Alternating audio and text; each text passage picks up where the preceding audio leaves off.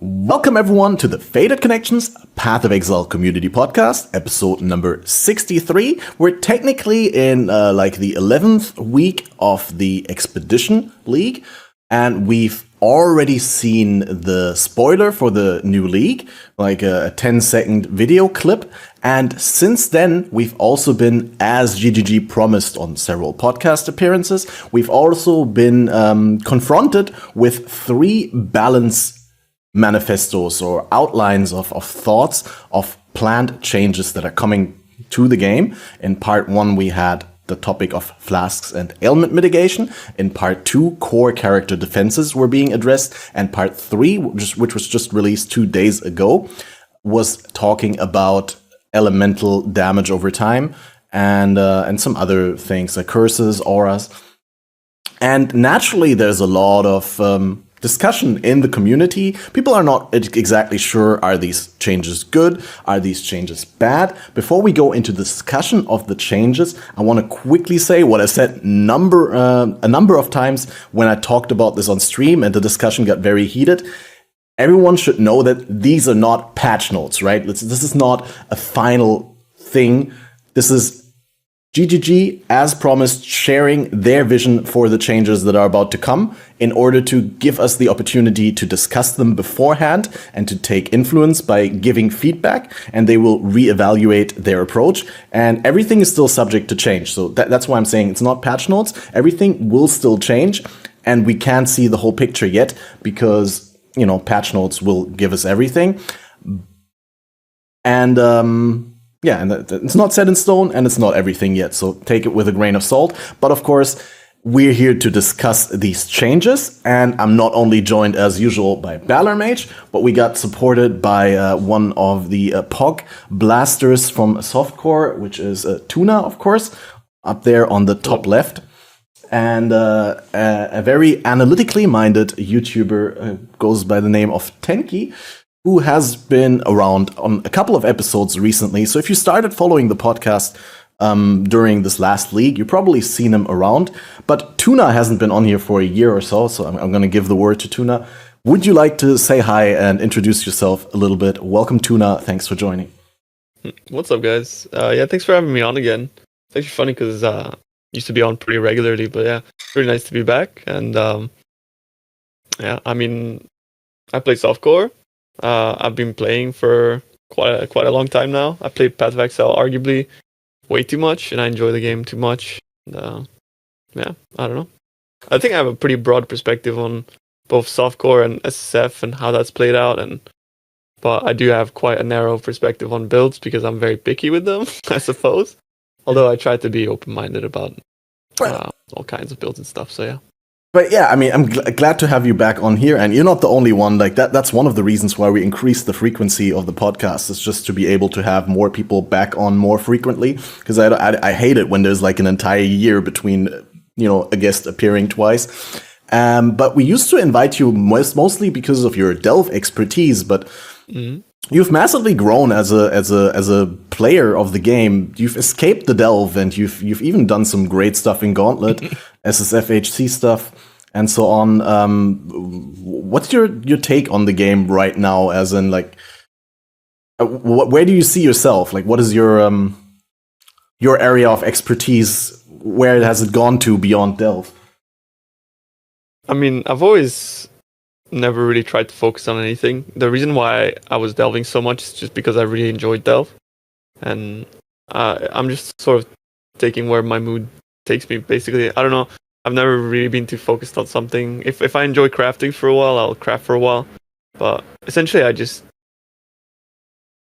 follow what I feel like doing. To be honest, I'm not very too focused on anything specific. That's a great approach. I've seen I love some making builds, though. If that's one thing, like I really, really enjoy making builds. So even though I might not be the best or not even close to, I just like playing different builds. So that's a lot of fun. That's a good take to have. I've really enjoyed, like, the last league was very negative. I've seen some of your tweets, though. I've really enjoyed your overall positivity and enthusiasm for the game, regardless of the balance state. Just the fact that it was something you said, that you love how the game always, like, makes you feel with some builds like you're not supposed to play them, but you're like discovering things, pioneering shit. Yeah. I do really enjoy that aspect of Path of Exile where, because there's so many moving parts to how the game works, and I'm almost 90% sure that players can come up with things that even the developers didn't think were possible, just because of how many moving parts there are within the game. So sometimes you're playing something and you're like, is this even right? You know, like, and you look at the wiki, there's nothing written on it, and I don't know, it sort of feels like you're in a gray area, but I think that's really fun about Path of Exile, discovering these little gray areas, I suppose, with builds. The only dangerous part about that is trying to work out whether you've just been clever or it's a bug. That's true. It could be either, quite often. Quite often it is both. Yeah. Right. Yeah. But I also agree. I never want that to go away. And I hope that always becomes like a sort of thing that they just throw us the tools and we have to figure out the puzzle. And in the end, we do come up with solutions that they never intended for us to find. And that's the really cool thing. Tenkiei, do you want to give a short introduction statement? Glad to have you back on, and welcome to the podcast. Sure. So most people who know me probably know me because I talked about crafting, or I talked about builds and theory crafting, which is kind of like crafting, except all the numbers are made up.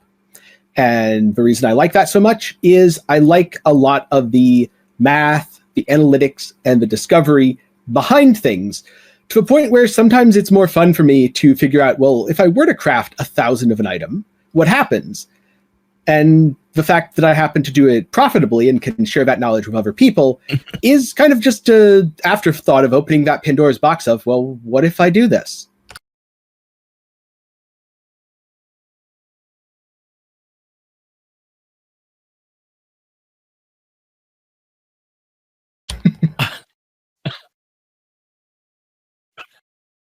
Yeah. Yeah. My bad.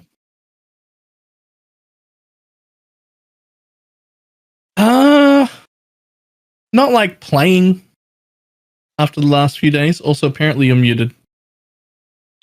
Yeah, that makes sense. But like, I haven't been playing like the last week or so, just because I've done everything we want. But oh man, going through all those not patch notes, the 3 different versions of our manifesto has been quite interesting. I don't know if I've been this excited for a new league in a while. I'm a little bit annoyed with like 1 or 2 things, but like 95% of it is like nail on the head, like actually great.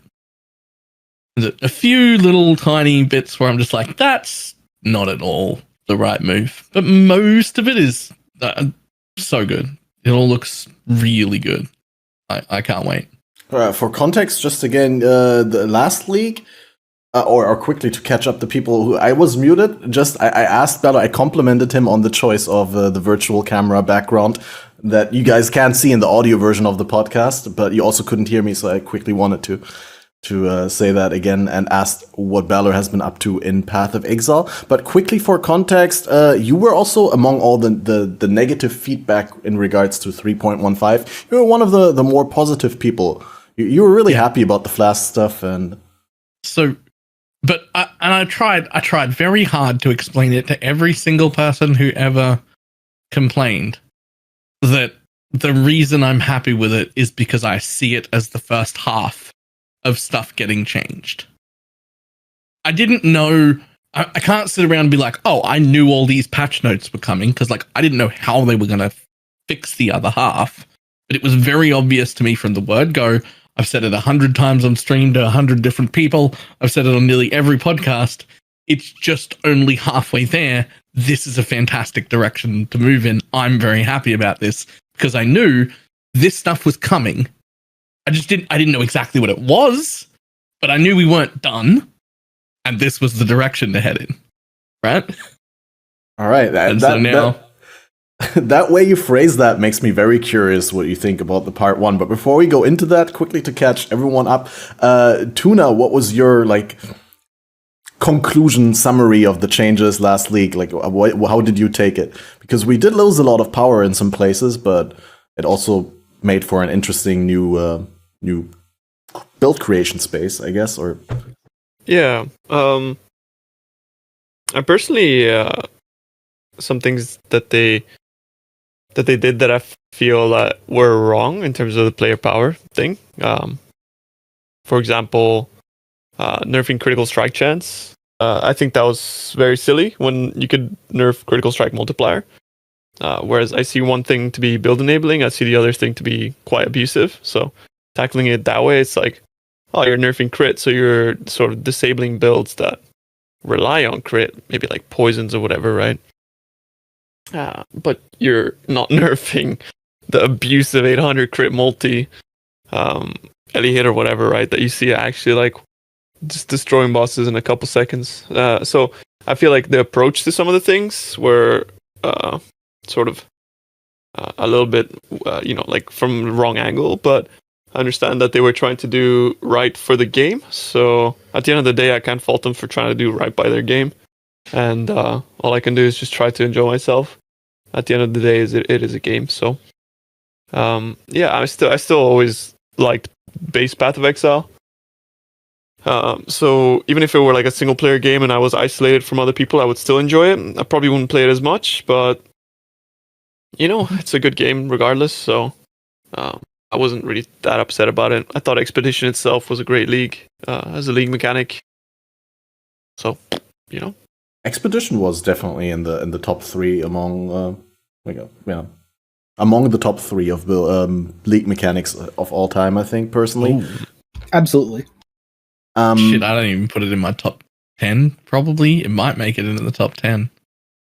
I really enjoyed it. Like, especially early game, it just felt so good. On a fresh start, I super loved it. So good. Because of the base game and how the changes happened. The league itself was just a bit Like, it wasn't bad. There were bad ones I didn't enjoy. This still made it onto the enjoy pile. Like, it was still good, but I wouldn't put it anywhere near like top 3 or anything like that. That's no way. I think if you consider all aspects of it, then I think it ranks really high. If you just like look at it in maps, then it's not really that great.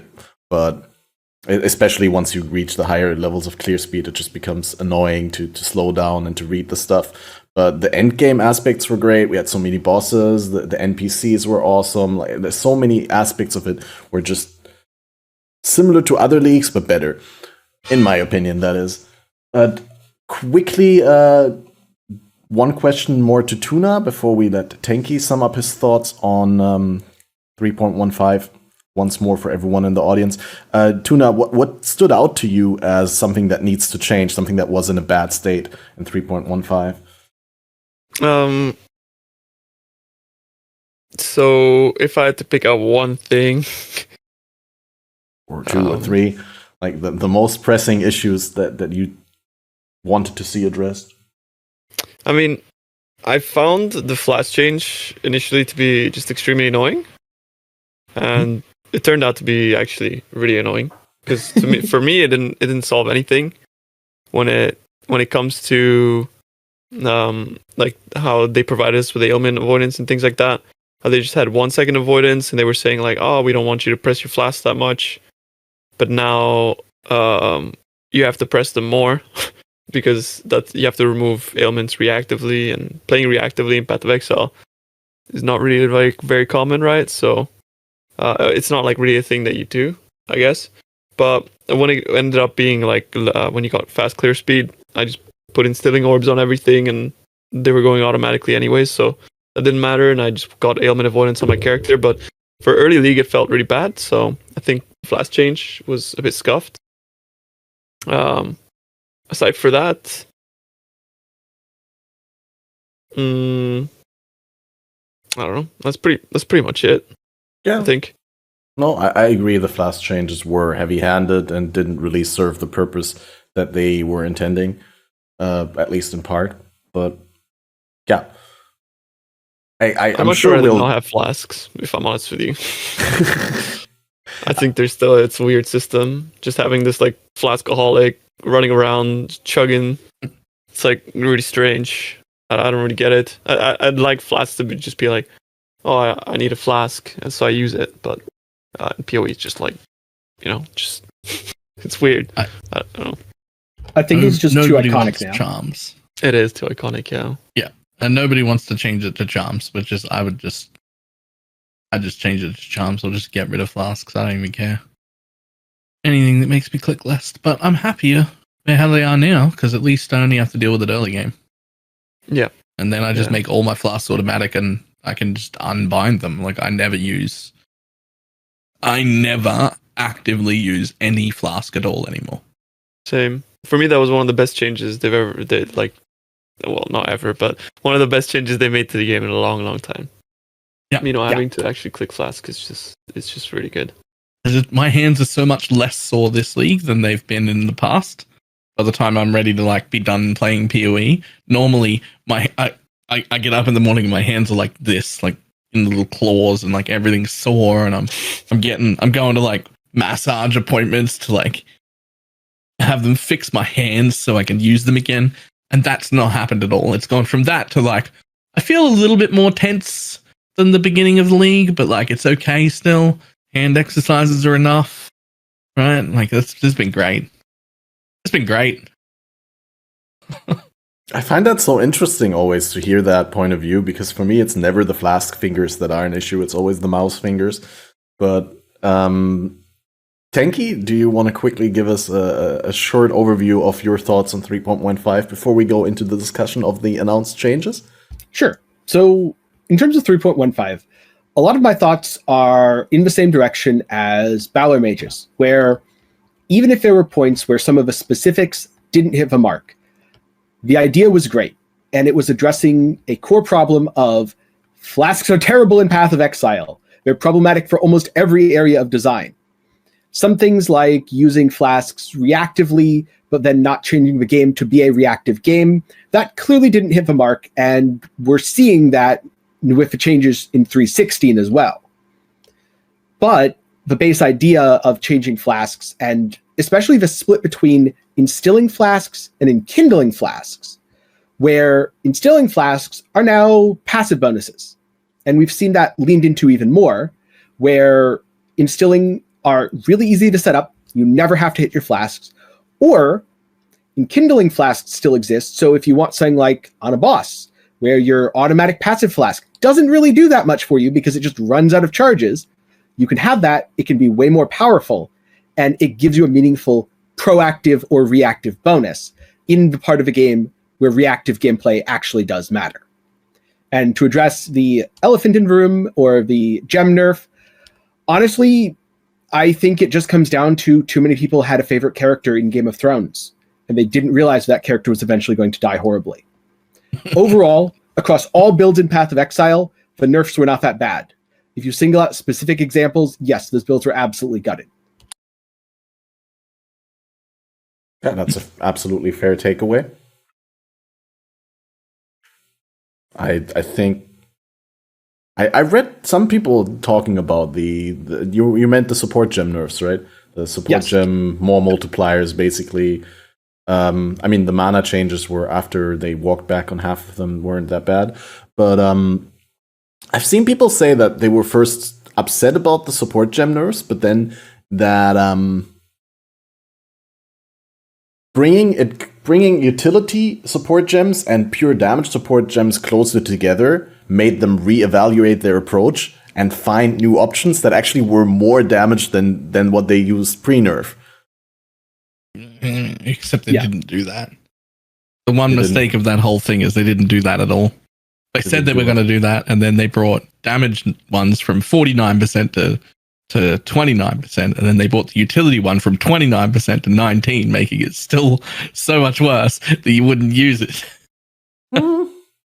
It varies a There are little some bit. specific but- examples where it's okay, but most of them overall, they brought the utility supports down by the same power level as they brought down the damage supports, which was, I think, a mistake. They should have I shouldn't have done that so that we could actually use utility supports and feel good about it. But I agree that's with the that. only part.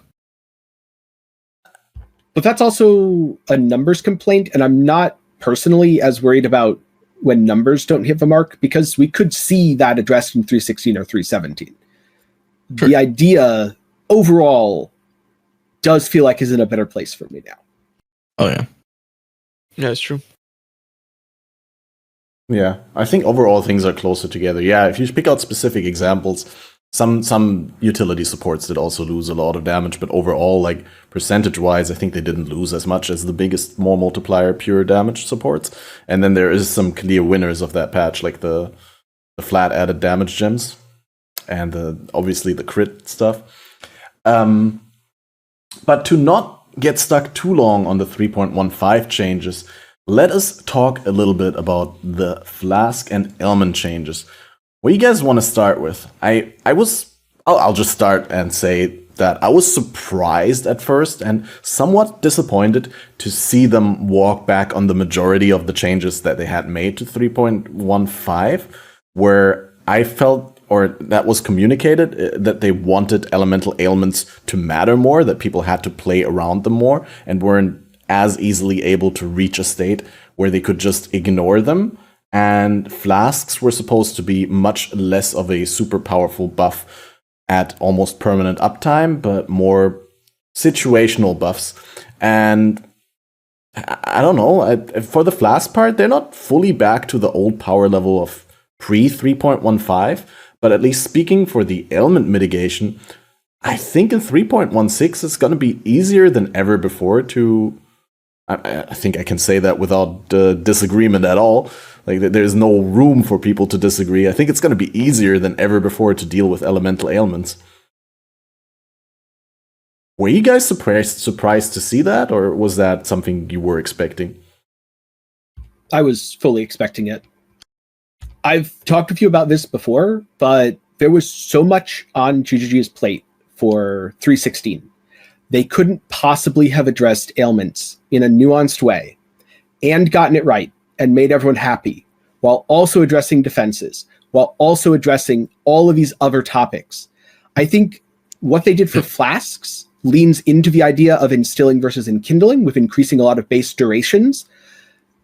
And I think the anti-alchemist mod, I forget what it's called, the thing that reduces flask effect but increases charge recovery, that's another example of that. Even a slow build will now have full uptime on their flasks with that mod. They just won't be amazing flasks. On the other hand, something like gain 7 charges when you're hit, if your build is tanky enough to get hit and survive those hits consistently, you'll have infinite flasks on anything you want, even on single target. So we're very much leaning into the flask changes. The ailment stuff, I feel like it got put off for the future.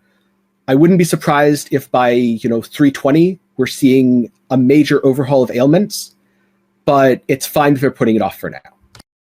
I think ailments would take way too long to balance, because the game has been balanced around us being able to get immunity to them for so long that the ailments themselves are actually incredibly dangerous, to the point where you almost have to be able to get around most of them, right?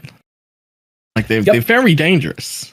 And because they added alt ailments, they need to add defenses for those, which didn't exist in 315. Yeah, I'm pretty happy with how they did all that. Also, those like flasks for slower builds, they're only like 25% less effective, so they're not even like bad flasks. Like if you're getting 75% of a bottled faith, that's still pretty good, right? Like, yeah, I believe it's a rare mod, or magic mod, so I don't think it would roll on bottled faith, but I could be remembering wrong. Yeah, no, you're right. You're right. It'd be on rare flasks only, but still, like 75% of them. If your build is like, it's 66% charge recovery.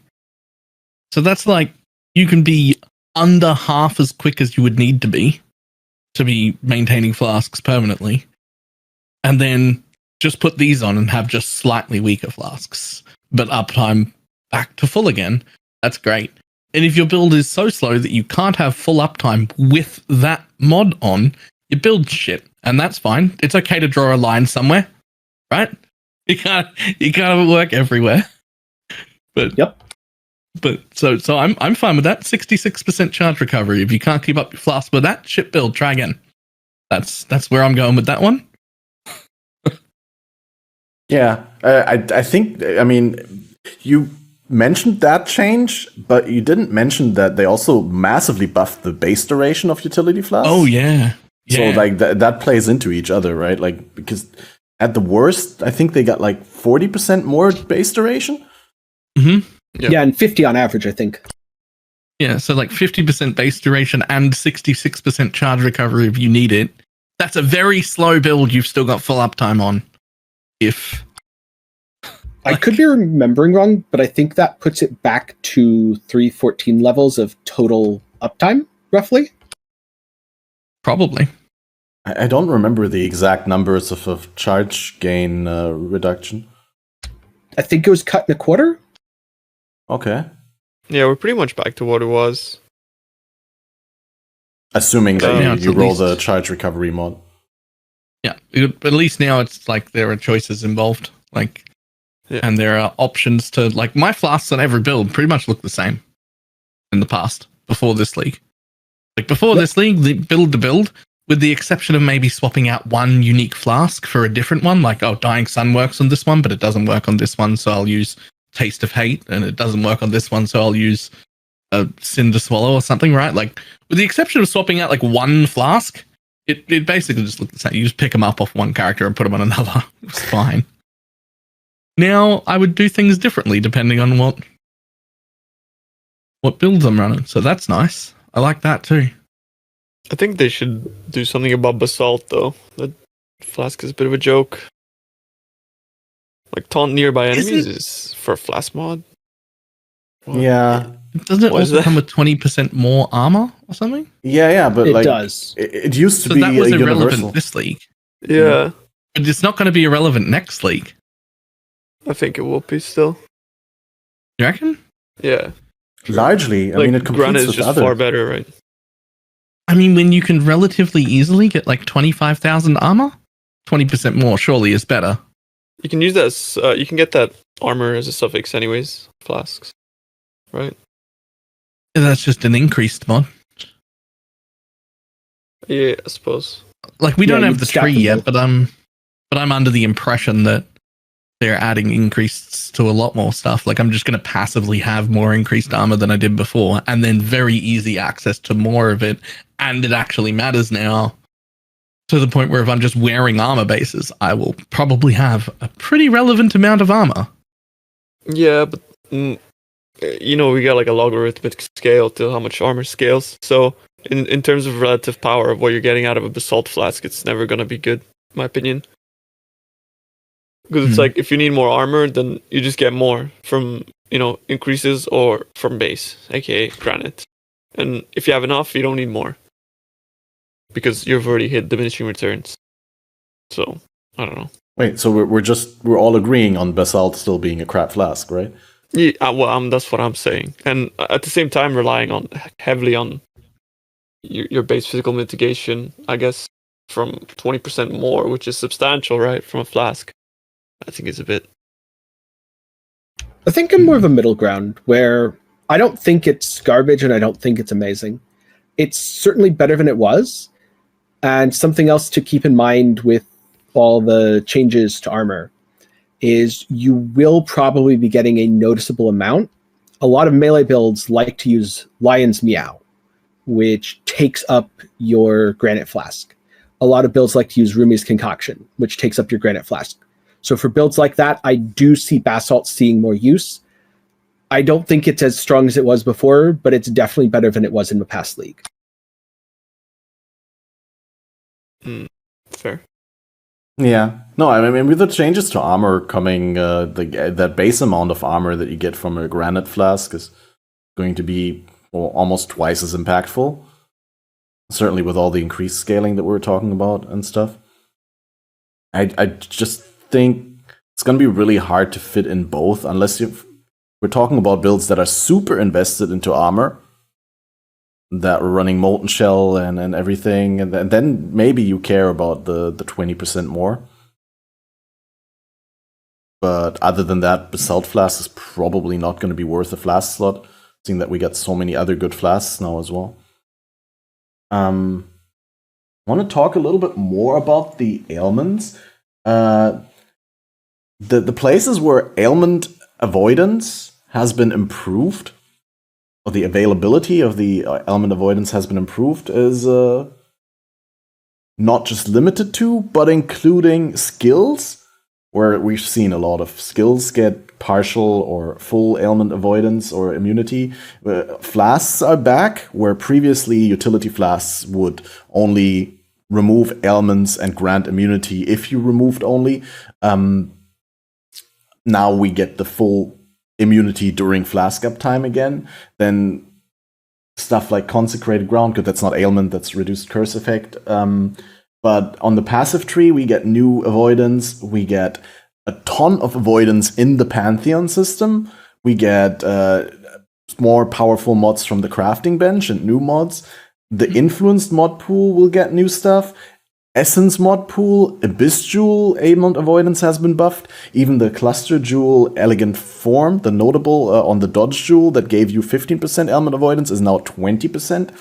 One question that crossed my mind with all that, is it still, like, are there situations where you are going to be going for, like, single ailment avoidance over just all ailment avoidance? Because we don't have access to specific ailment avoidance for the alternate ailments, right? For Brittle, Scorch, and Sap, which, granted, you don't encounter a whole lot in the regular game, but if you're running a lot of Delirium content, you will be encountering them.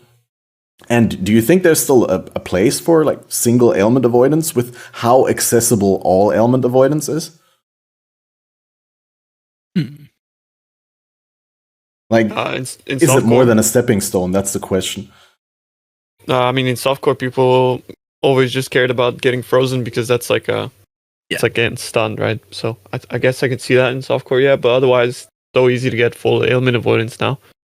I mean, there are also like Saboteur, for instance, being already immune to shock and ignite, just focusing on freeze. It is a lot easier and less investment if you just pick one. If you try and do all three of them individually, but at the same time, that's way more. You would just go for ailment. I think if you need more than one thing, you would just go for everything. But if you're a build that could be like, oh, I'm already immune to this and this, I'm already wearing a Dream Fragment as part of my build, for instance, but Ignites are really annoying me. Just getting immune to Ignite, much easier, right? Like if you've got one thing that's annoying, getting rid of that, super easy. If you're going to try for multiples, you just get immune to everything. To add to that, I feel like in some situations now it's a lot easier to get like blanket immune to everything and just skip ascendancies like that. Not like skip like Saboteur as a whole, but just skip that 2-pointer. Because of like Purity of Elements, for example, just being insane. And it sort of diminishes how good that 2-pointer is, because now you can get it in a Pantheon, like for example, like freeze immune. So that makes that like those ascendancy points is like you can put that into potentially getting like the 45 crit multi-wild monsters or ignited, like things like that. You know what I mean?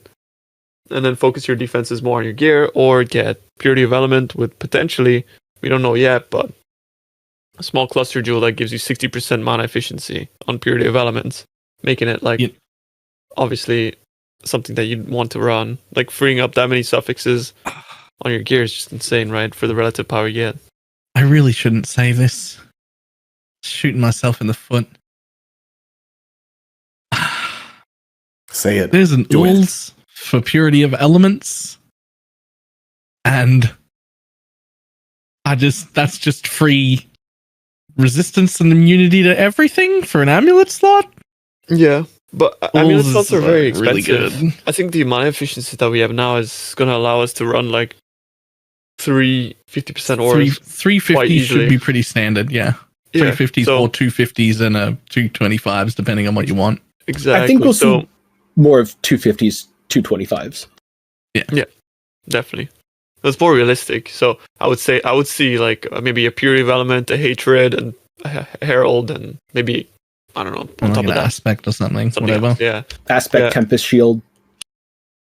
No one's using Tempest Shield, right? I mean we don't know how good it is. Yeah. I mean, if Listen, they didn't say they were changing it, and if it still gives 3% block, I'm not spending 25%. They literally mana said they on were it. changing it. Yes, they were. They literally said that Did they? that it will now be a 25% reservation and will grant a large quote unquote amount of spell block. Right. And I okay. was speculating about that on stream because I was like, okay, 24%. what is a large amount? And I've heard people say, yeah, it has to be 25% or more in order to be even worth running at 25%. Honestly, I personally think that it's at maximum 15%, but it has to be close to the ballpark of 15% for GGG to call it large when they're adding suffixes to shields that give you up to 16% spell block. True. At 15%, I will never use that on any character. At 25, I would consider it sometimes. 25% spell block is huge for 25% reservation. I don't know. My number's 24%. The reason I'm picking 24% is because that is the number that I found myself missing on a lot of builds in the past. And I'm hoping that GGG just randomly slots that in and goes, oh yeah, if you take these nodes, you're exactly this much short. We'll fix that. That'd be nice. All right, I'm going to put my official guess in at 19 at level 20, 20 at 21. I'm sticking with it. I'll be honest with you guys. I think spell block is not going to be that good though. Like obviously it is, but because we're all getting veterans awareness, I think that's what it's called. Wait, no, that's the wrong thing. What was that note called? Versatile combatant. Versatile combatant. Yeah, exactly. So I think being focused more on just attack block, which you already get like 30% by having a shield by default, right? Gonna be Wait, I had no intention of ever taking that node on any character I ever made. What are you talking about? It's so good for so many characters, though. It's so good. But what? Every Slayer is going to take it now. Every champion's going to take it now. If you're like Berserker's gonna listing take classes I would never make, so that's fair.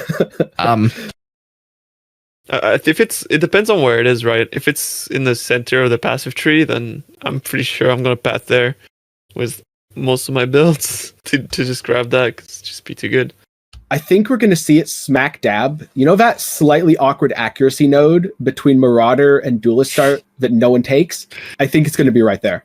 I hope not. I really hope it's in the middle of the tree because think about like Raider, for example, with that node. Because you got a lot of block stuff by Raider, right? Like by Ranger. And if you then have the ability to go evasion block, then we're looking at that side of the tree being just fantastic. That's something that I'm really hoping for. Which, by the way, for the entropy system, if we're allowed to fit block in, that covers the exact same thing that Dodge used to block because evasion happens first. And if it fails and then you succeed a block, the entropy's reset. Just reset, so, yeah. If you can get anywhere even remotely close to block cap, even if it ends up being like 50 to 60%, right? Then that fixes the entropy problem. That means that you have to have a shield, and that also means that you have to deal with physical damage reduction in one way or another. Dual wielding is also an option. There's a lot of very good dual wielding block nodes. Yeah. That's true. Yep. Yeah. But that means like goodbye bows in a way, aside for rear block. If that's what rear guard. On one hand, yes. On the other hand, you can just go play a Slayer and get all of your physical mitigation from another source. Yeah, true. It just means like Raiders probably aren't going to be wearing rear guards and doing it that way. Yeah. But if other characters would. Deadeye might, though. Yeah, maybe. I don't think Deadeye is really... The problem I have with Deadeye is that with the nerfs that we got last week to damage, it's already... Like, it was never really an ascendancy where you're like, I have so much damage. Like, bows are more of a thing that people like to play because they like to play it, not because it's, like, broken. And at the expense of most of them having, like, 4k HP at best. Yep. I don't know. It's just that's why I think for me Deadeye is in a really bad place because it lost the damage and now it's like losing its cheap way to mitigate things, which was basically just like take phase aggro and that's it. And you have 6 portals. That's your defense. Go to your EHP tab and multiply it by 6 for each portal. So yeah. Don't know. Yeah. No, it's going to be definitely harder than before to get the build to a state where it feels defensively good on pure evasion setups. And hybrid setups are going to feel stronger. With the changes to the block thing and the addition of Tempest Shield as a reservation effect, I'm a little bit worried about staff block, because staff block was already not that great, or staves in general, I think. Despite providing like insane offensive benefits, it's just most people would either go one hand and shield or dual wield for full damage. But yeah, when Tempest Shield is a thing, obviously you can't run Tempest Shield with a staff. I hope that we get some more tools for investing into block for staves on the tree. So there's no confirmation of this. My hope is that Tempest Shield no longer requires you to hold a shield, because if they want it to compete with something like Flesh and Stone or Arctic Armor, putting a shield as a requirement seems a bit odd. Trying to think if there's any other aura that has a requirement of any kind other than mana available. I don't think there is. I mean, Flesh and Stone used to require you to have Unwavering Stance not allocated. I mean, it didn't force you into it, though. It still maimed things with Unwavering Stance, to be fair. Yep. True. It didn't force you. It was a bad idea not to, but it didn't force you.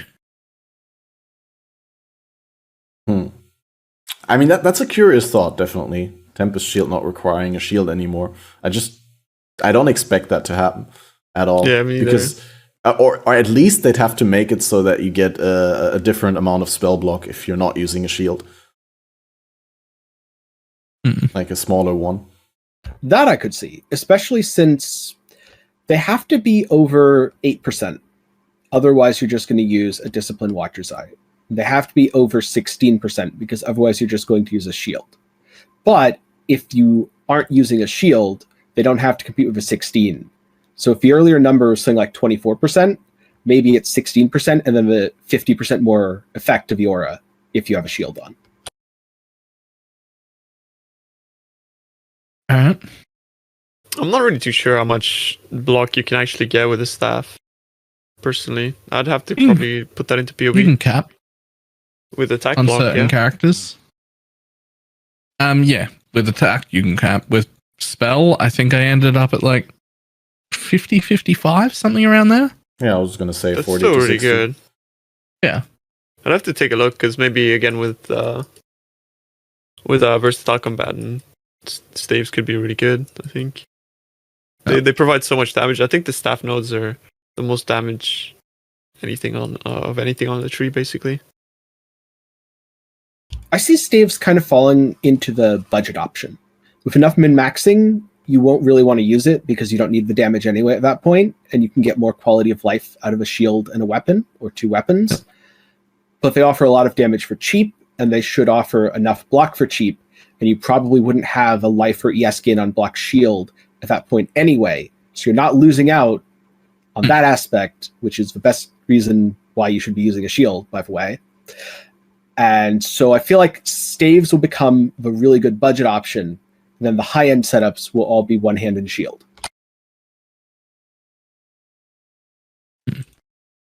I think in regards to that, I found staves to be very, very, very good. Because of not necessarily because of the damage, but it's just crit multi. Crit multi is just so good for endgame builds, right? Regardless of how much investment you have, and just getting that much multi is and penetration, which you get a lot from the top left nodes, makes staves just very, very strong.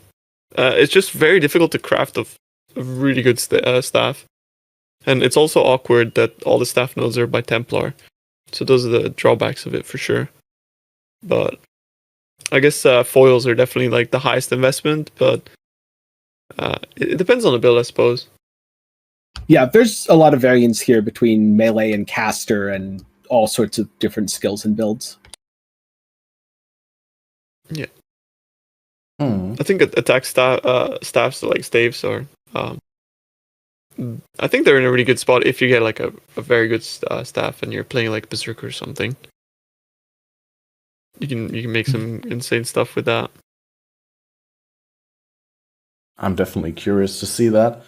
That was a very needed sidetrack, but going back to Flask mods, do you guys expect to still see overflowing chalice in the patch notes? Because I kind of expected them to, especially when I saw that they're buffing enkindling orb effects, which enkindling an overflowing chalice flask, the flask that increases your charge gain during flask effect for other flasks, and the flask implicitly doesn't gain any charges, or like unique explicitly doesn't get any charges during its flask effect. So enkindling it doesn't have a downside, and now we're making enkindling orb effects even stronger.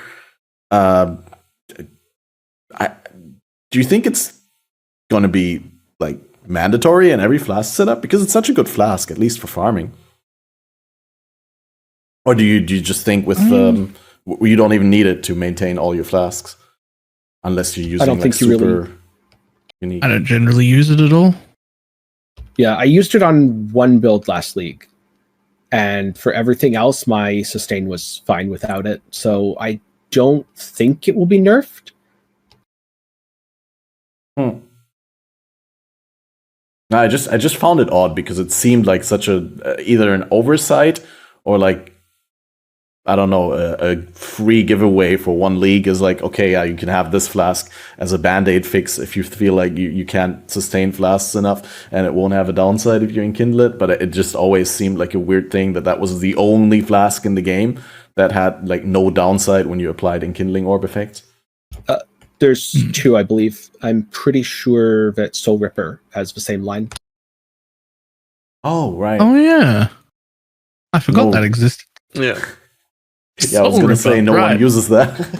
But you don't get anything out of Soul Ripper with enkindling. Right, it doesn't get a benefit either. Why? Yeah. How does Max it not get charges. a benefit?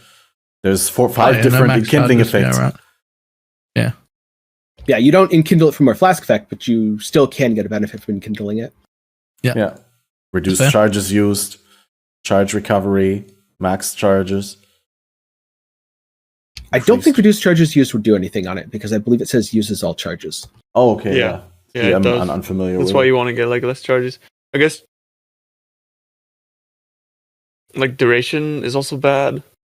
It's not really bad, but Yeah, so like, it just doesn't help anything. So you'd either want to enkindle it for charge recovery or enkindle it for maximum charges. but why would you get maximum charges on it? If it uses all charges. More souls. It converts all the charges into souls. Right. Yeah, that's true. That's some insights. Yeah, I'd have to think about that one a little bit. It's still early during the day. About it, yeah. And then with all the new mods on belts and on flasks, are we gonna expect to use a lot more alterations to get things that we want? Probably. I don't think that makes for a good talking point. I just wanted to throw that out there. But another big change is instant recovery life flasks, where, I mean, the instant recovery life flasks themselves were not nerfed, but pretty much no one was using non-instant magic flasks for life recovery or mana. Oh, no, for mana, that's a different thing, but for life flasks. And now all the non-instant ones are doubled in recovery rate because their recovery occurs over half the amount of time that it would previously. Does that make non-instant life flasks competitors with instant? Is that enough? I think I'll be using non-instant life flasks a lot. So I have a confession. I almost never used instant life flasks anyway, because my characters tend to have too much health, and the instant flask would not recover enough. The only instant things that I used were Forbidden Taste and Blood of the Karuri. It's Kauri, isn't it? I'm terrible at names. I say Karui as well. Karui is fine, isn't it? Yeah, I think the community has not really agreed on one way to say Karui or Karui. I think even in the game it's said in two different ways by different NPCs. But I really like the Panic Flask because they had both sides of it, right? yes, But That is usually my go-to if I'm going to use an instant life flask, especially since now low life is 50%. And so anything that hits you hard is putting you in that range. Yeah, panicked is good. I think most of my characters this league were unpanicked, but they're still instant. That counts. Well, but they... Yeah, I suppose. But they're also not instant, right? Like if you... It's like if you see yourself going down because of a dot, then you could press it before you're like less than 50%, so you're just like recovering. Or if you take a big hit, you just boop and you shoot back up, which is nice. But that's actually a really good point. Like I just quickly one sentence. I really liked when they changed the low life from 35% to 50% because that made Panic Flask so much better. Because previously I wasn't using Panic because of the chance that I might just not be low life when I use it and I expect instant recovery, but then I don't get it. But now the trade-off or the downside of not getting that instant recovery to proc if you use it at just above low life is even smaller, right? Like, because the non-instant part of the flask is stronger versus the instant one. So it's not as much of a bad thing if you use it at the wrong point in time. It might still be more of a softcore flask though, because in hardcore you always you want like reliability, right? If you press the flask, you know you're gonna get the thing.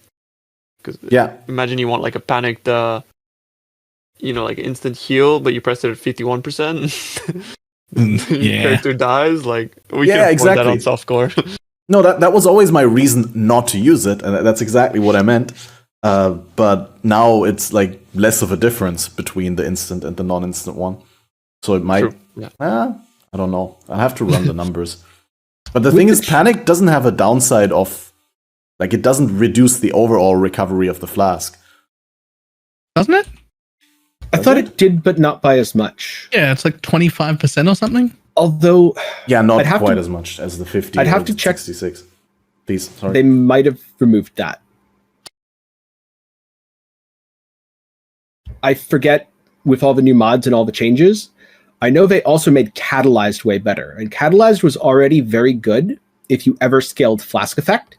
So if you were, say, a Pathfinder, or you just had a couple of Flask clusters, Catalyzed was always very good. It was 100% increased recovery rate at low life. Now it's 125% recovery rate at low life. It is also doubled from where it was, and your life flask will recover something like 20,000 life over its duration.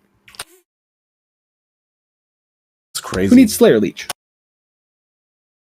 That's like really good for Petrified Blood as well, right? If you think about it, it's like permanent recovery from that. Yep. I think also the DOT thing is really good for Petrified Blood. There's a lot of things that are like enabling Petrified Blood slowly, but I still haven't been able to actually make a build that uses it without it being worse off. Maybe one day. It feels like it's so close every time, too. Yeah. Every time I'm like, I could get Petrified Blood. And I've used it in builds, but I think they would be just slightly better if I didn't every time. Yep. Maybe with the amount of damage reduction we get this league, we can do it. Sorry about interrupting you there. Oh, no, you're fine. I've used it so far in one case where the build was technically better. The problem was it was incredibly annoying. And that was on my Toxic Rain Raider. Toxic Rain already doesn't have great life recovery, so I was reliant on a life flask for recovery. I was scaling Flask Effect. That part felt good because I was Petrified Blood, but always at full life. The problem was it was just really annoying to constantly be hitting my life flask to go back up to full life to gain the multiplier on my health. Yep. Yep. I think that pretty much covers the flask. We could speculate a little bit about the reworked survival jewels that they said the quest reward for the Golden Hand quest.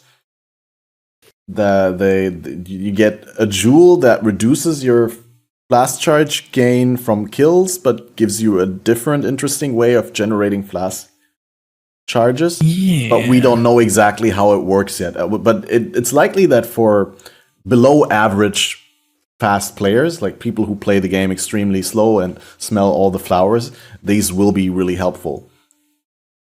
But what does that even mean? What is a different way? What? What is I a different need to way? know what that Probably is. like, yeah, that's the thing. We don't know the details, but obviously, what seems likely is something like over time, or whenever you use a skill or something like that. Maybe. Like say every 10 casts you get 1 flask charge, which would be, I mean, that's a bad example because obviously they wouldn't put that in because it's way better on fast casting skills or like builds that spam really hard over builds that don't. But there's a number of ways that I could imagine it to work out. I mean, as long as they're looking to remodernize some of the rewards from the quest, that's good. I think regardless of how you look at it, it's always going to be better because some of the things are outdated, right? That's true. Yep. Like most of these rewards are a big useless. Yeah. So I mean, regardless of what it turns out to be, it's I think modernizing that stuff is always going to be good as long as they don't take out like Conqueror's efficiency, for example. Are we we're even good. going to want Conqueror's efficiency anymore? Absolutely. I mean, yeah. It's better than never. Sorry. So it's going to be like 8% mana efficiency now, and still going to be like increased effect duration, skill effect duration. So I don't know if I'm playing like a toxic rain character and I get that out of the axe. I always put it in my. I always actually allocate a jewel socket for it because skill effect duration and mana efficiency. It's That's good. fair. That's fair. I'll probably can still Val use it it. anyway. I mean, I Val all of them. Yeah. Even day one, on when I've got characters that like want one, I still Val it. But you're in trade league, you could just buy it. Yeah, if it bricks, I'll just buy a Valed failed one and put it on. It'll be fine. True. True. Well, yeah, I'm curious to hear more about that rework, but I'm sure we'll read all about it in the patch notes. Getting to part 2 of the detailed balance change announcements. The outline for defense, the goal that GGG outlined was that they want to put more power into the core defenses and take power away from like mechanics that gave you a huge boost to your defense for a small investment. And as a consequence, they've revisited armor, evasion, and mechanics that scale off of these stats, but also a lot of reworks to energy shield and some ascendancies. What do we want to start with? What's your, I mean, it's far-reaching changes like life regen, block, blind, dodge get completely removed. Does anyone? I don't know what I want to start with. What is your guys' biggest takeaway from the defense rework, or from what we've seen from it so far? My biggest takeaway is a lot of builds in the past had only one way to build their defenses. Let's say you were playing something like a Toxic Rain Raider. You always started with evasion. You added in blind to scale that. You played Raider to scale that. Then you went to acro phase, acro for dodge. You could try to go for the armor route, but you're not a Pathfinder. You don't have permanent flasks, and your flasks got nerfed. So that's going to suck. So never mind. You just go back to dodge. You think about block. Well, you can't hold a mist wall. That's going to suck. You go back to dodge. From there, your next option was Divine Flesh. You can't effectively fortify yourself anymore. That got taken out. You can't really just scale Fizz Taken as Ellie. It's good, but it's not good enough. So your Fizz Taken as Ellie plus Divine Flesh. And you can't stack endurance charges because you're in the wrong part of a trait. Now, you can wear that armor. You could, in theory, go block with the rear guard. It's probably not great, but at least you can do it. Or maybe you go CI and you keep your evasion and you pretend you're a trickster. Ooh, because the Ghost Shroud stuff too. That's, Yep. This. Man, I'm just going to keep saying this is going to be the most interesting league. There's so much. Yeah, there's so much to do. There's so much to. It's definitely a hybrid league, though, the way that I see it. Absolutely. It's like if you're focusing in, especially if you're a ranger, I feel like you can't really go pure evasion anymore. There's nothing that actually rewards you enough for just being because obviously like dodge just allowed you to do that, but now I feel like, especially with the diminishing returns that you get with evasion, which past like 30k, it's just absurd, right? You're hitting a brick wall. Is that not just the wrong way to look at it though? Because you were never pure evasion. You were evasion dodge. Now we're going to be you didn't evasion have, block like- or evasion armor or Right. like, isn't that exactly the same? No. Because I feel like that's, if you're armor, that's basically like is the root of your character, if you know what I mean. Whereas dodge was something that you'd layer on top. Whereas like armor is the bottom layer, if you know what I mean. The way that I see it, at least. But that's because that's the way it was. But with it being actually the way it's changing to now, where those stats matter, I don't know if that's the same I anymore. would still see it as like dodge being a top layer, just like block, and evasion and stuff being a bottom layer. I don't know. Maybe it's just the way that I piece it in my head. But when I build a character, like from the bottom up, I would start with what basis would I use, and then on top, then I would think, do I want block or do I want dodge? Well, now there's no dodge, right? But now there's spell suppression, so that's the top layer, whereas evasion is the bottom layer. You know what I mean? And that's just the way that I would look when I'm building a character. So I think the big difference in terms of that is in the past you were stacking avoidance on avoidance, where you basically accepted that you're not dealing with the damage when it does come in. If you take 2 hits back to back, you're almost always dead. Whereas now you don't get the option to just say, if I take 2 hits back to back, I'm almost always dead. You have to mix some sort of avoidance with some sort of damage mitigation with some sort of recovery. The only potential exception being if you can effectively scale high evasion and high block, then maybe you can still go with that route. But I feel like if you're able to scale high block and evasion, you're probably going to be adding some layer of mitigation on top of that now. Definitely. Al- You have to almost suppress the certainly, damage yeah. in a way. Yeah. Yeah. Spell suppression is great, by the way. Yeah, it's amazing. It's really, really good. Spell suppression is going to be really good as long as you're not trying to treat it like we treated dodge in the past. I feel like a lot of people are going to do that, and spell suppression is going to be trash. I mean, They're they gonna be can treat like, it "Oh, like dodge. Just take acrobatics. You know? I mean, yeah. If you do that, it's fine. But like, if you Evasion. just like have your evasion character and you're like, oh, spell suppression was supposed to replace dodge, I'm just going to do that. It's going to be very bad. It'd be terrible, yeah. It'll be good squishier against than ever. Cirrus. Amazing, yeah. Yep.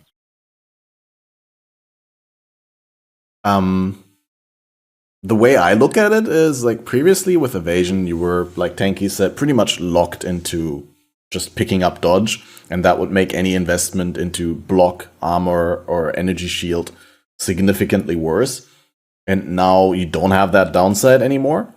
And combined with that, it's easier to get a meaningful amount of armor, and that amount of armor is, I mean, the amount of armor you're getting is worth twice as much in the armor calculation. So I just think evasion became a lot more easy to, like, it became easier to combine it with other mechanics than just the ones that you were locked into. So basically, I'm just echoing what Tenkiei said and adding my own take into it. But that's how I look at it. It's just now you have actually some creative space that where are you gonna go from your evasion build?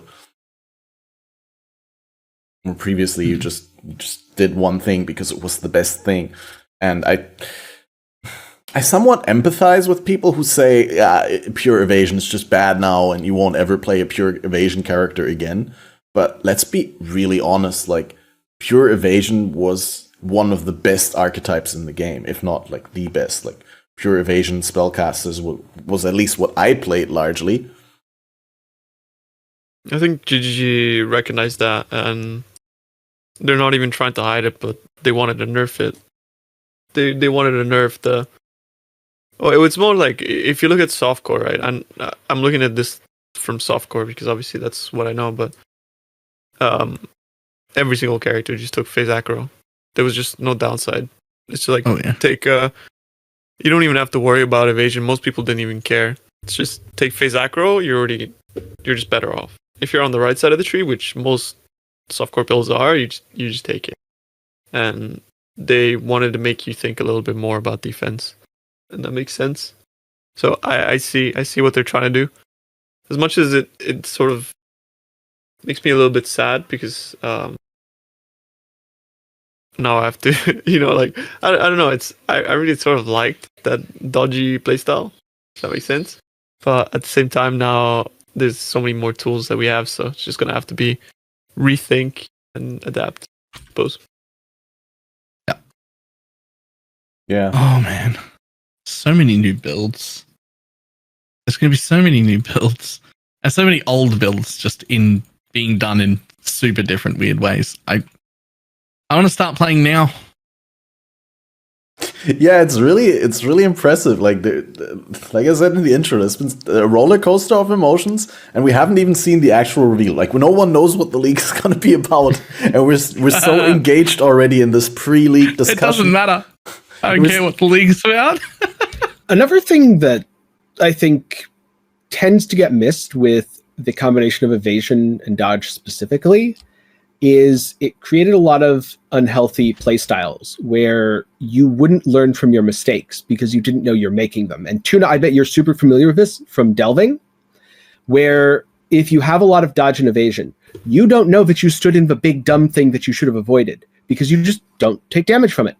And so when you stand in the big dumb thing that you should have known to avoid and you get one shot and you absolutely deserve it, you think the game is unfair. And I think that part of what GGG is doing is changing the defenses to retrain players, because if you have armor instead of evasion, you stand in the big dumb thing and you get hit and you barely survive and you say, shit, I'm never standing in that again. I gotta be completely honest with you. In terms of delve, we never got dodge. That was always points wasted for pure damage builds. Yeah. But in terms of softcore, you hear this all the time where people are like, "What killed me?" It's like, well, you're a dodge character with 0 physical mitigation. 80% of the damage in the game is fizz. So you took a hit from that Lee mechanic. There was a proj, and you can't complain, man. Like, holy. I mean, even I was like, this sucks. I'm a gamer, so obviously I never do anything wrong. I'm always on top of my form, so it's never my fault. It's always, of course. Yep. So obviously I've said that many times too, but you know how it is. I completely agree with that. Like, just the whole sentiment of random one-shots and the game just off-screening you for no reason came largely from those mechanics that avoided all damage most of the times.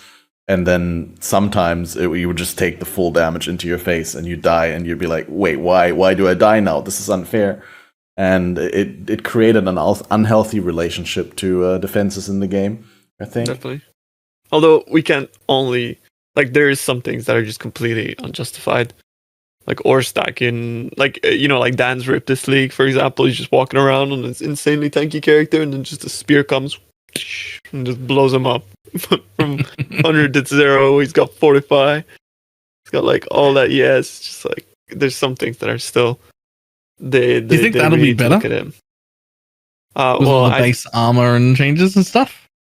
Like Dan already had all that stuff. To be fair, like he was already probably hitting diminishing returns in terms of defense investment. So I think it's gonna be definitely better, but at the same time, not enough though. Like or stacking rares are just busted. You just it's exponential, the damage that they do when you just put them together. So yeah, they were changing rares. Is that not happening this league? We haven't heard of it.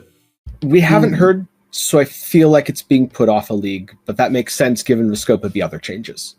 Yeah, but that wasn't something I imagined. They were gonna change shit. So to go back a little bit to Dan's death, on the one hand, I completely agree that the continued exponential scaling of mobs is a big problem, because that's what gets to the whole situation of I one-shot the entire screen, or the entire screen one-shots me, because if, I don't kill everything, something's going to kill me. That said, even in that case of Dan's death, he had several opportunities where he could have done something differently, and that's important.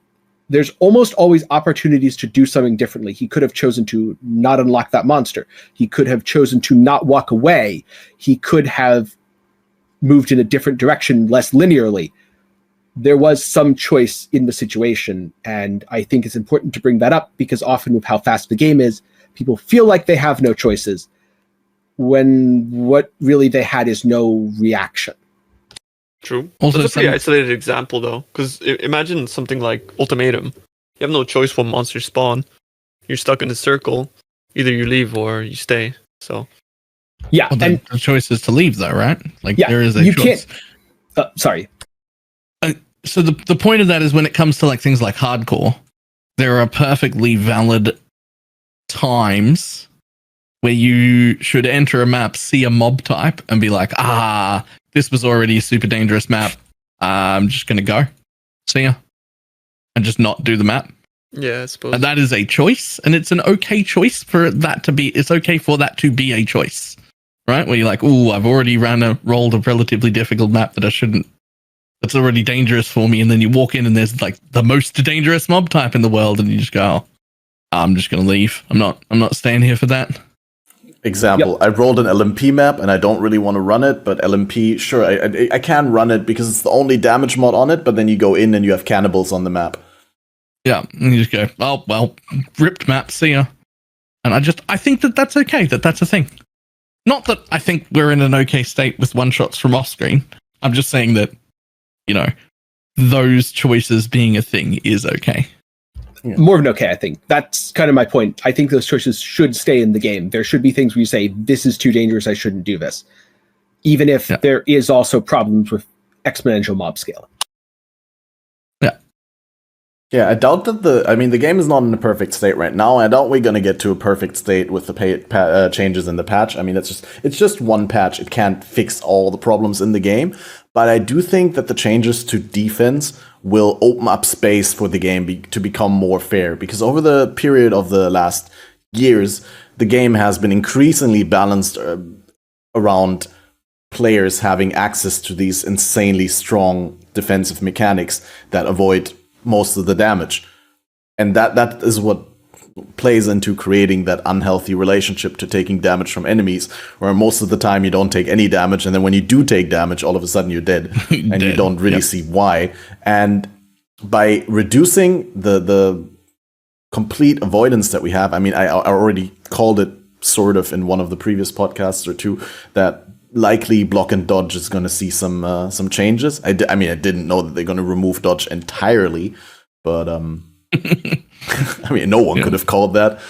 But expected changes. Didn't expect that, but something was happening. I certainly like the spell suppression change, where you still can get the old spell dodge with insanely good investment, but spell suppression still has its place, because with spell dodge, 75% of the time you take no damage and 25% of the times you take the full damage. Having the option to 100% of times only take 50% of the damage is better in places where you could get one shot by things that do hit you. Because then, I mean, obviously, it's going to be chopped in half. And when it's chopped in half, if we're talking about something like a physical spell, that also makes the armor in the armor calculation more efficient against that hit, because it's cut in half. And armor is already twice as efficient as before, and then you get half the size of the hit. Like even small amounts of armor in like a mainly evasion setup are, I think, going to feel relatively impactful against physical spells, especially when you have spell suppression. Yeah, definitely. I think with spell suppression and armor, you don't even have to have that much. A Grand Flask and a little bit of increase here and there. But also, we're going to be able to reserve maybe an extra 50% aura this league because of the efficiency. So Determination and Grace are potentially really good options if you want to feel tankier. If you just want more damage and you're greedy, then you can go that route too. It's completely fine. Play the game you want to play, but now they're giving us more options in that regard. So to some extent, there's almost no more excuses for having a character that's not like able to survive most of the time in most situations. Do you think we're going to be able to reserve more? Because if I understood the changes correctly, they're doubling the values that you get of the stat, which previously was reduced mana reserved, and now it's increased reservation efficiency. And the way that the numbers work is previously you had to get 50% reduced reservation of skills in order to be able to reserve 100% more, right? To have twice the amount of reservations in the same amount of mana. And now you need 100% increased reservation efficiency to accomplish that, which you get from the same investment that previously you got the 50%. So up to that point, it's better or the same. No. You just get to reserve more with less now.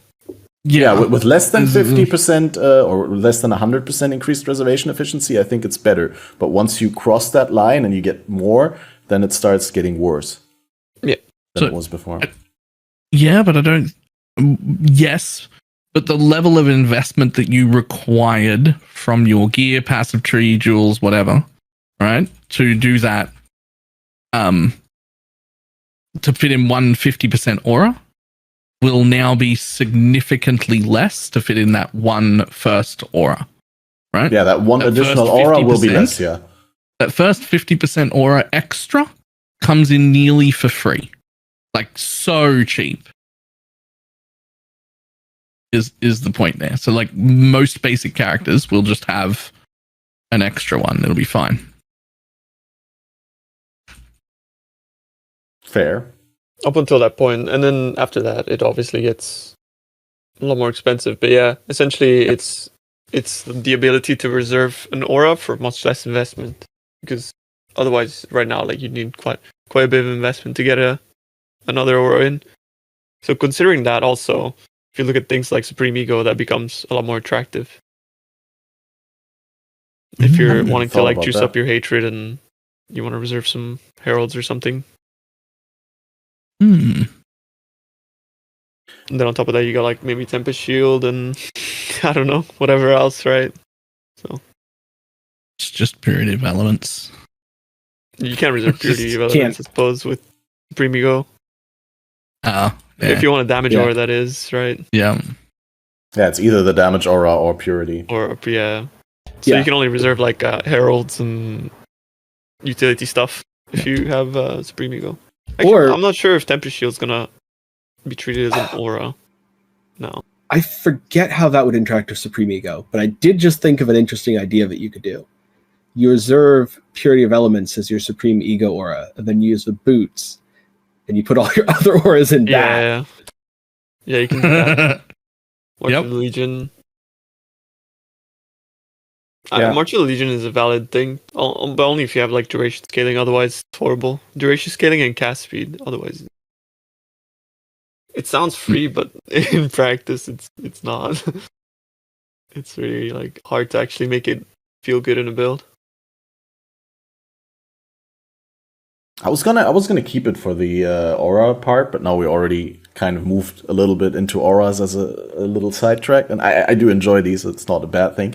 What I wanted to say about that is that I really think that they took the right approach there. Even though they have upset a lot of people who, worked meticulously on their builds to fit in as many auras as they could, and now they feel like that their time investment into the game, into building the character, is being disregarded by the balance decisions. But similar to how they addressed the elemental resist stacking above 90 and just capped it hard at 90%, I think that's the right approach, because I don't think it was fair that the more you invest into a given stat, the more that stat becomes efficient. Like beyond 90% resistance, every single point of resistance was just so much better than before it. And similarly with reduced mana reserved, it just became better and better the more you had, which is not how other things work in the game and not how things should work in the game. Like the more you get of a certain stat, the harder it should be to meet the next threshold. Isn't that sort of how everything works in the game? Yeah, well, except for reduced mana reserved, for example, previously, because that's just stupid.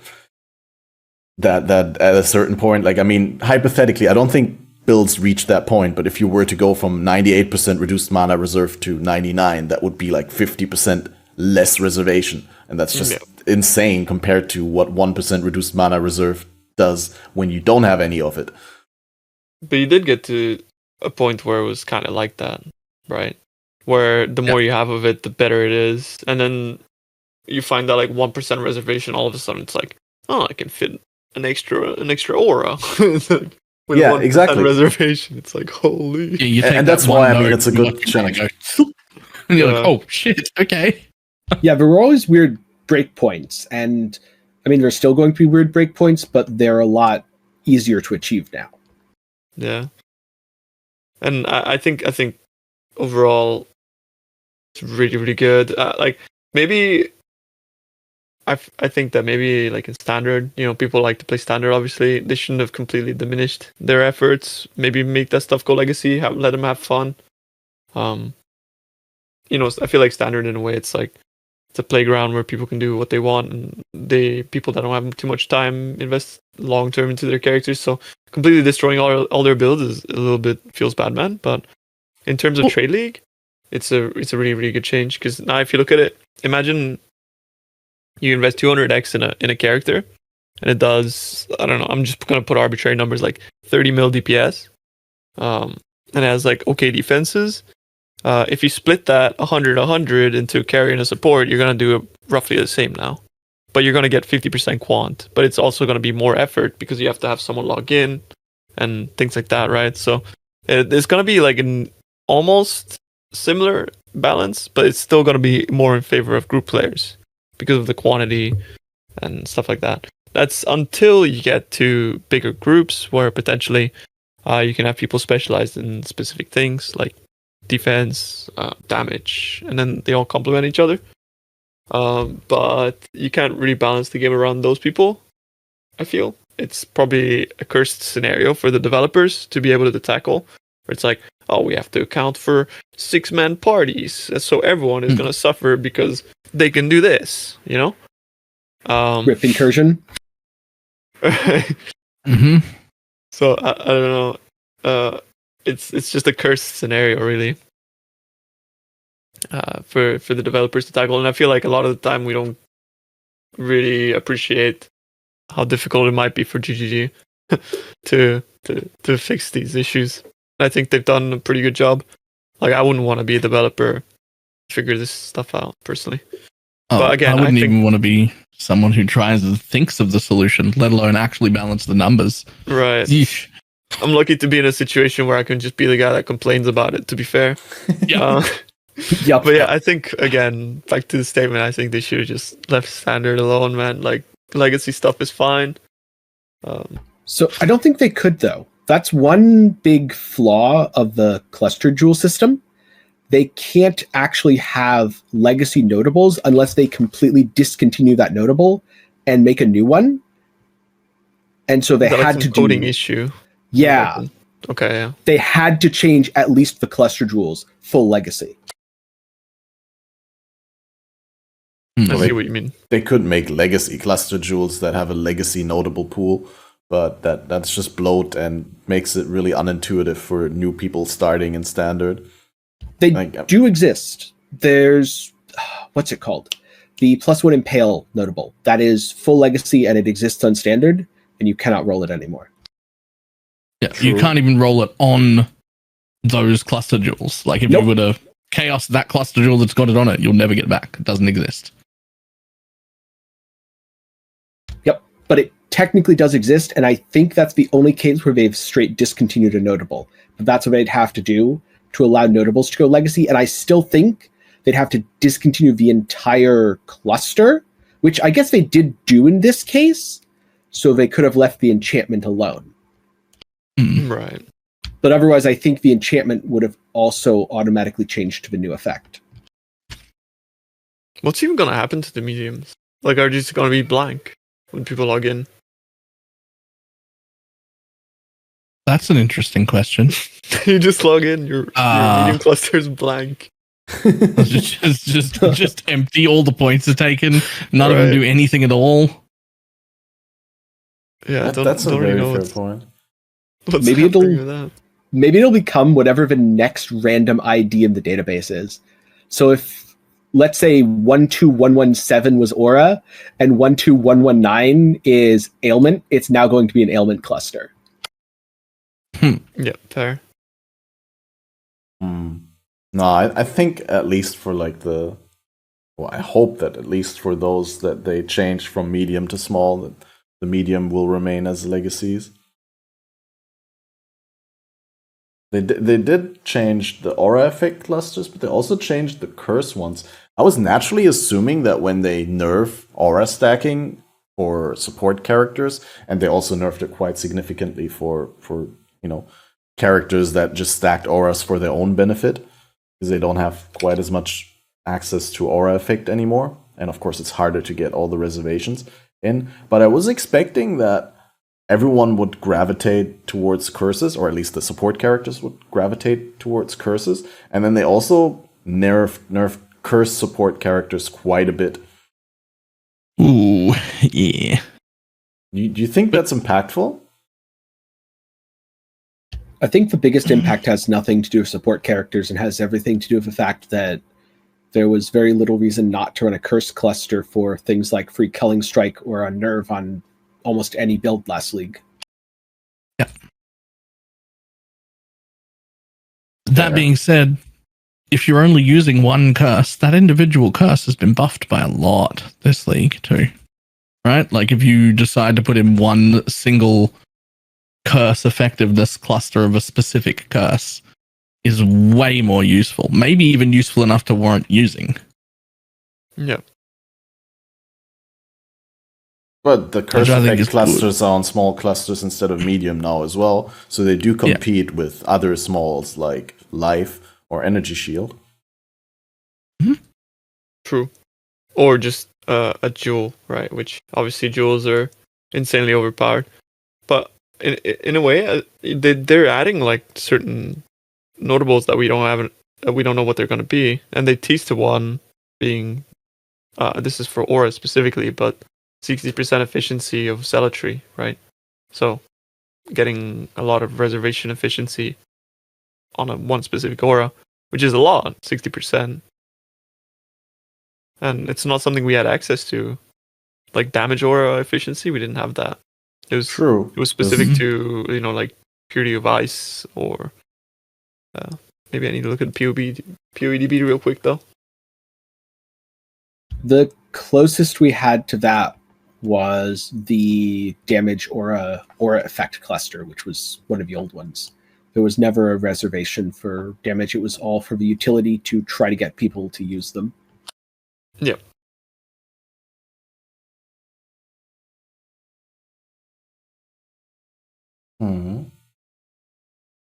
So I think overall, like for individual players, we're so much better off this league. Building our characters is going to be better than ever, and I hope there's going to be more compelling options for small clusters. And whether you want to use a small cluster or jewel. And I think jewel rework is going to come at some point. For all jewels, you mean, or regular jewels, or cluster jewels, or regular jewels? I feel like it's coming because it being able to get strong? Because like 65 multi from a jewel and life, and also them having no weights. I think this is going to be a rework soon, whether people like it or not. Yeah, and I think straight up super easy to roll double multi or triple multi with Harvest. Yeah. What I expect to see with jewels is they're going to put everything that is a certain power level and a certain type within the same affix. So like crit multi is probably going to become a suffix. You're only going to ever be able to get double crit multi. They might even add mod groupings to it, like they've done with other items. So maybe you can only get single crit multi. But what they will also do at that time is add diverse options, like why not have skill effect duration on your jewels? That's something that builds could use. Why not have a small amount of cooldown recovery speed? Maybe that's broken, maybe it's not. But we'll see more things that give people tools and less things that are just stack all of one thing because this one thing is really good. Yep. Yeah. Do you think they will remain with the old design decision, which I think is outdated, that jewels just don't have any mod tiers and no item level requirements? Because that's always been the only moment where Weird. item level on regular jewels matters is for the corruption. Because certain corruption implicits are locked out of the pool at certain item levels. But say above like level... What was the level where I think corrupting blood was at level 37 or so? Or 38? Mhm. And above that, there was pretty much no changes anymore. And I think similar to how they're adding level tiers to flasks to keep the flask build of your, like the flask part of your build more engaging for a longer time, that there's more possible upgrades that you can get. I think eventually they will gravitate towards that on jewels as well. I don't like tiers on jewels. I get why that's the thing for Abyss jewels. And for cluster jewels as well, to some degree, right? Like the added small passive stats. Yeah. Mhm. But when it comes to such a huge mod pool, having tiers on top of that would just be a disaster, I think. Because the thing about Abyss jewels is you can sort of narrow it down by being like, I want to use searching, or so you can sort of narrow down whether you're going for like attack spells or minions. But Yep. in a way, Viridian, Crimson, and the Cobalt, Cobalt, they're not really like specific enough to. They don't have enough specific identity. There's a lot of overlap Exactly. between their pools. Well, I mean, they could change that. They could, Yeah. Especially if they added mod groupings. So I think if we saw mod groupings come in, we might see tiers. If we don't see mod groupings, we might still see item level, because that would be an interesting way to add pseudo tiers without actually adding tiers. Yeah. And then they could have a much wider pool still. Yeah, I feel like item level's fine. But currently, the only thing that holds you back from low item level jewel is corruptions. I think item level 60 for silence. Is it 60? Yeah, silence is I've 60, always- and then I've always set my is search 40. to 40, and I can't remember why. I've just done it for the longest time, and I have no Corrupted idea blood. why. It's Maim and Hinder is 40. And silence Right. is 60. But I guess like you don't really care too much about silence, right? I mean you do, I suppose, but I don't know. Oh, Maybe you Corrupted do Blood is now, especially 33. just warding. Oh, I can double check Hmm. though. Yeah, I just checked, and actually, you were probably doing yourself a disservice by setting it to 40, Balor. You should have set it to 39. Huh. It's either 39 or 60. To Corrupted Blood? Okay, here we go. To Corrupting Blood is 33. Hinder is 40. And then Silence is 60. Hmm. That's for Yeah. modules. I really like silence immunity. Silence is like the freeze of curses, right? Like when freeze in ailments is like Yeah, the true. worst ailment because it holds you in place. Silence can just completely brick your build, and it makes like even I think like cast when damage taking a mortal call, for example, not work anymore because you're silenced, so even the triggered spell won't go off. Oh, And- yeah, none of the triggers work now either. The worst Right. part of it still is silence does not have curse effect. It is on or off. So even if you have reduced cursed effect on you, you're still just silenced. You still can't do anything. That series reflection doesn't work on it either. That's something that I've reported Yeah. years I and noticed years ago. I was Wait, you're not immune to silence with that series reflection? No. Correct. Wow. Very It's almost like it's- annoyingly. So I wonder if it's somehow coded as a mark. Maybe predated marks, but I suppose it could be. Maybe. Or maybe again it's something to do with the curse effect thing and a series reflection just being a 100% curse reduction in the way that it's coded. Yeah, that could be too. Hmm. Who knows? I mean, Yeah. at the end of the day, the game is. I mean, I'm pretty sure the developers can probably agree. There's a lot of spaghetti going on, and that's just in the way that the game was built, right? And I feel like I mean, you that can, also you adds can a little literally bit to the see it charm. from how we do this podcast. Like, obviously, we're trying to stick to some sort of structure, but we're hopping all over the place because everything's interconnected and everything, like, like even between the different segments of the manifestos that we read, like part 1 relates to part 2, relates to part 3, and we have to jump back and forth to illuminate it from all sides. Oh, True. speaking of jumping back and forth, There was something you still Before wanted I to say forget- about defense. no, before I forget, the new way that they did our patch, the notes of the like, this is the problem, this is the perceived solution, like that new format, so much better than everything I've ever seen before. Yeah, I Right? really appreciate all the work that they put into working out those changes and into presenting them. Like it's a Yeah. massive amount of work. I can imagine. Like it's probably not, they didn't do, they've done this much work before, right? Like on other patches, there's been other huge patches, but we've never had it explained to us this well. And this early. Yeah. Yeah. Like it's just phenomenal. I will say though that at some points it was almost comedic, where like stuff like dodge and blind provided more mitigation and attack dodge is identical, but it's too efficient, and then a goal, just remove it. It's like, Remove it. Builds relied too much on this solution. Yeah, we just take it away. Get Honestly, rid of it.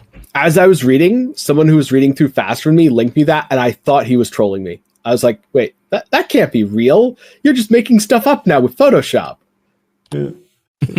Also, what I liked really in part 3 was the one where it says burning arrow is too complex for a level 1 skill, and then solution. I was like obviously expecting, yeah, we made it a level 24 skill. Solution, Yes, you just that's what I completely thought. reworked burning arrow. It's like, what?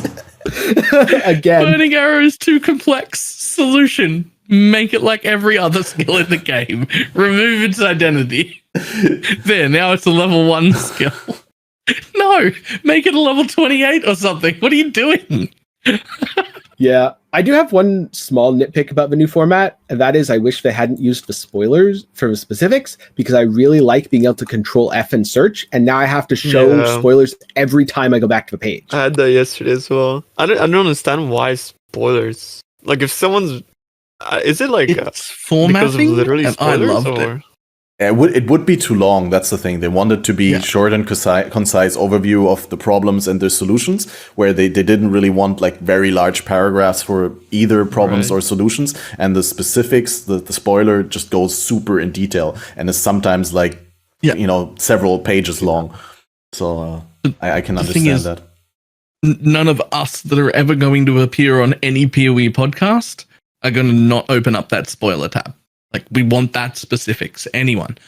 But It makes more sense to me that a way. large majority doesn't. yeah, that's true. They just want to know Like, they click the spoiler tab and go, that's a lot of numbers. I don't need to worry about that. Right? Yeah, I do just get wanna you know on that, what's and I the agree. idea. Like, and there should be a button on the top where you can say just show all spoilers.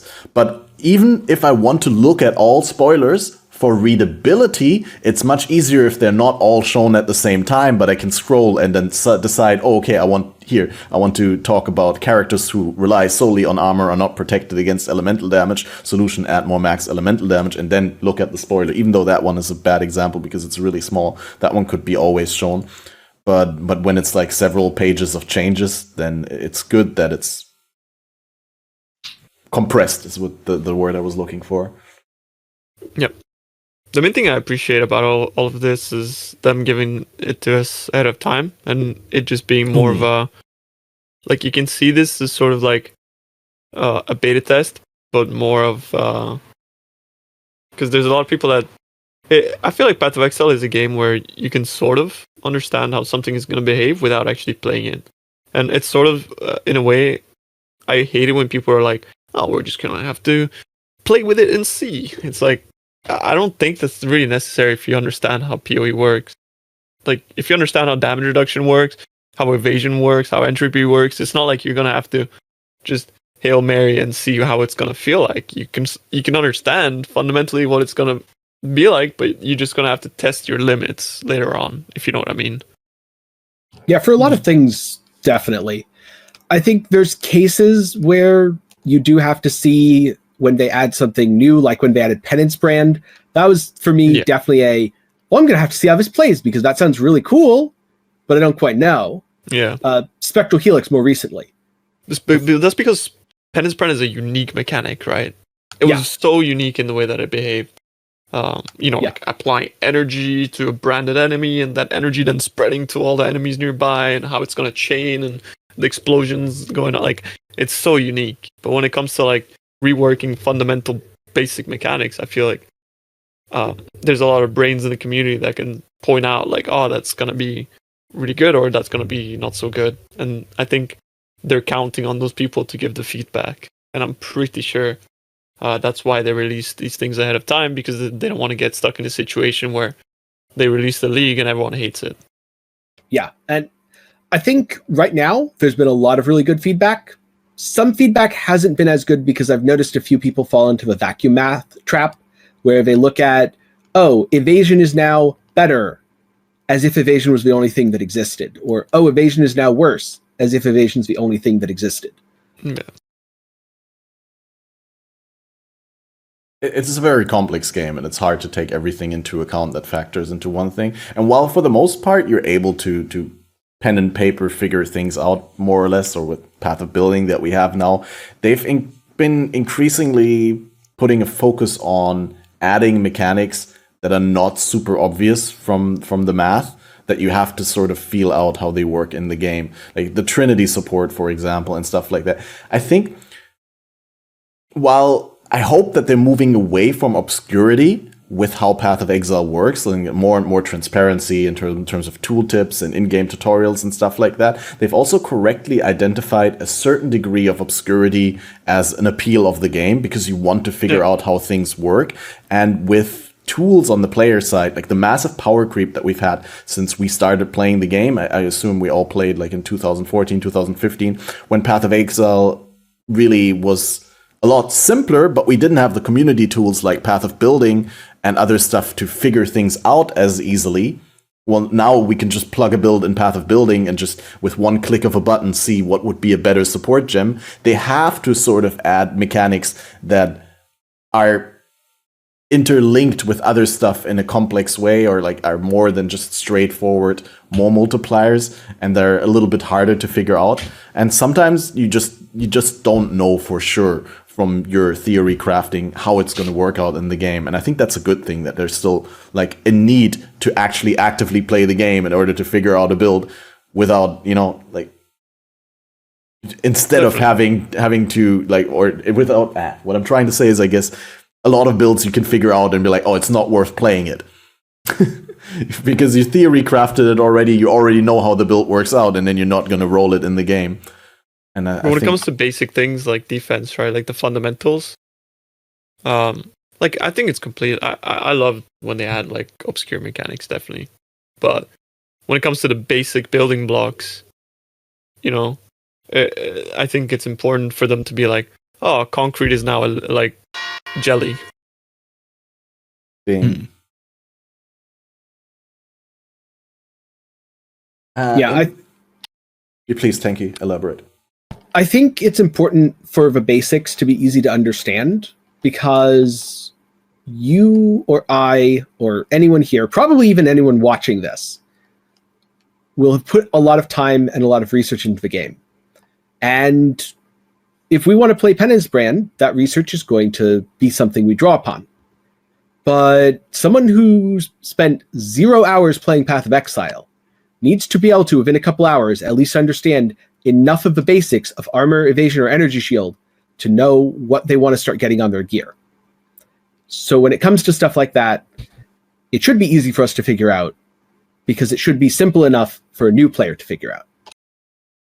And beyond that, it should also be something that feels a little bit obscure, so that new player feels a sense of achievement for figuring it out, rather than the game just telling you, you're a ranger, use evasion.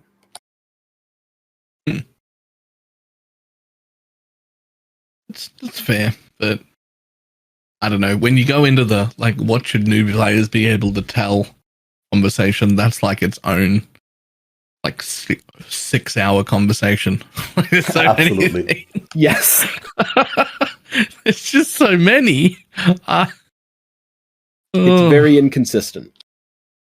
There's just we all very, very much love this game, but I don't think anyone would argue that it's new player friendly at all. And the worst thing about this game is them introducing every mechanic in the game. They don't do it. Or at least what they do, they don't do well. Like it's the biggest downside in my opinion, is its new player experience is very bad, and you have to power through that. Well, there's up and downsides to that, I would say, because a new player typically is coming from a game where you might not be as involved in the community and not as reliant on community tools, but the reliance on community tools or community information and research is something that is unique to Path of Exile, and also an aspect that keeps the community alive to some degree. I really like being overwhelmed when it came to PoE. I like that about RPGs, feeling like I know nothing, and then having to trying to open up my mind to store a new encyclopedia in my head to become good at the game, and I think that's part of the fun. But in a way, I feel like some things should be a little less punishing. Maybe allow for a few more, respec points from Act 1 to 5, for example. I don't feel like that would be too detrimental to the depth of the game, right? Just allowing for more people to make more mistakes early. I know they probably wouldn't do that because, again, it goes back to the point of, we want Flasks to actually be refreshed at a vendor, and if we give you that concession, then we're screwed. So giving more access to respecs would be sort of going towards more of that thing. And they're really scared about that. So here's the thing. For those who have tried out New World, because that's what I've been doing for the last week and a half, they had a thing where all respecs up until level 20 were just completely free. I could respec 6 times a level up to level 20, full respec the entire tree. And weapons till level 10. Yeah. And doing that and playing that, I was like, PoE could use this mechanic up until a certain point. I don't know when that point should be. Honestly, that would be something for developers to pick, a point, but certainly at the very least, Act 4-ish. I think Katava's the natural point in the PoE 1 storyline. Yeah, I would think so too. I would think Katava would be the normal point, but I'm not really picky, and I don't want to focus on where the point should be. But I think just turning on full tree respecs for free, an unlimited amount of them during leveling up until a certain point. Maybe not full, and maybe not not fully free. But I do agree. Completely free. I mean, maybe I didn't know about that new world feature, but that was my natural response to when you just said that. But before you mentioned the new world stuff, I think, yeah, they should be more generous with giving out refunds to new players in the first half of the game, definitely. Yeah, I don't think it should be free either, but it definitely has to have some opportunity cost. I think it's important in games like this. There needs to be a degree of my choices are meaningful. Yeah, right. Because if you give it out for free, then you shift the same problem that you have right now, where people invest in the tree and they're like, oh shit, I didn't know this costs stuff to refund, and now I'm already so deep into the game. And if they get it for free, then they don't know that later on it will cost something. I think it's fair to trade people to expect it to cost something. Of course, but it's just written there. In New World, it's written there, and there's just a button that says respec, and next to it says free until level 20. Right? I'd like to argue against that, honestly, because New World, you can't make a wrong choice like you can in PoE. It's not it's more of I just prefer using this over that, but New World you definitely is so simple.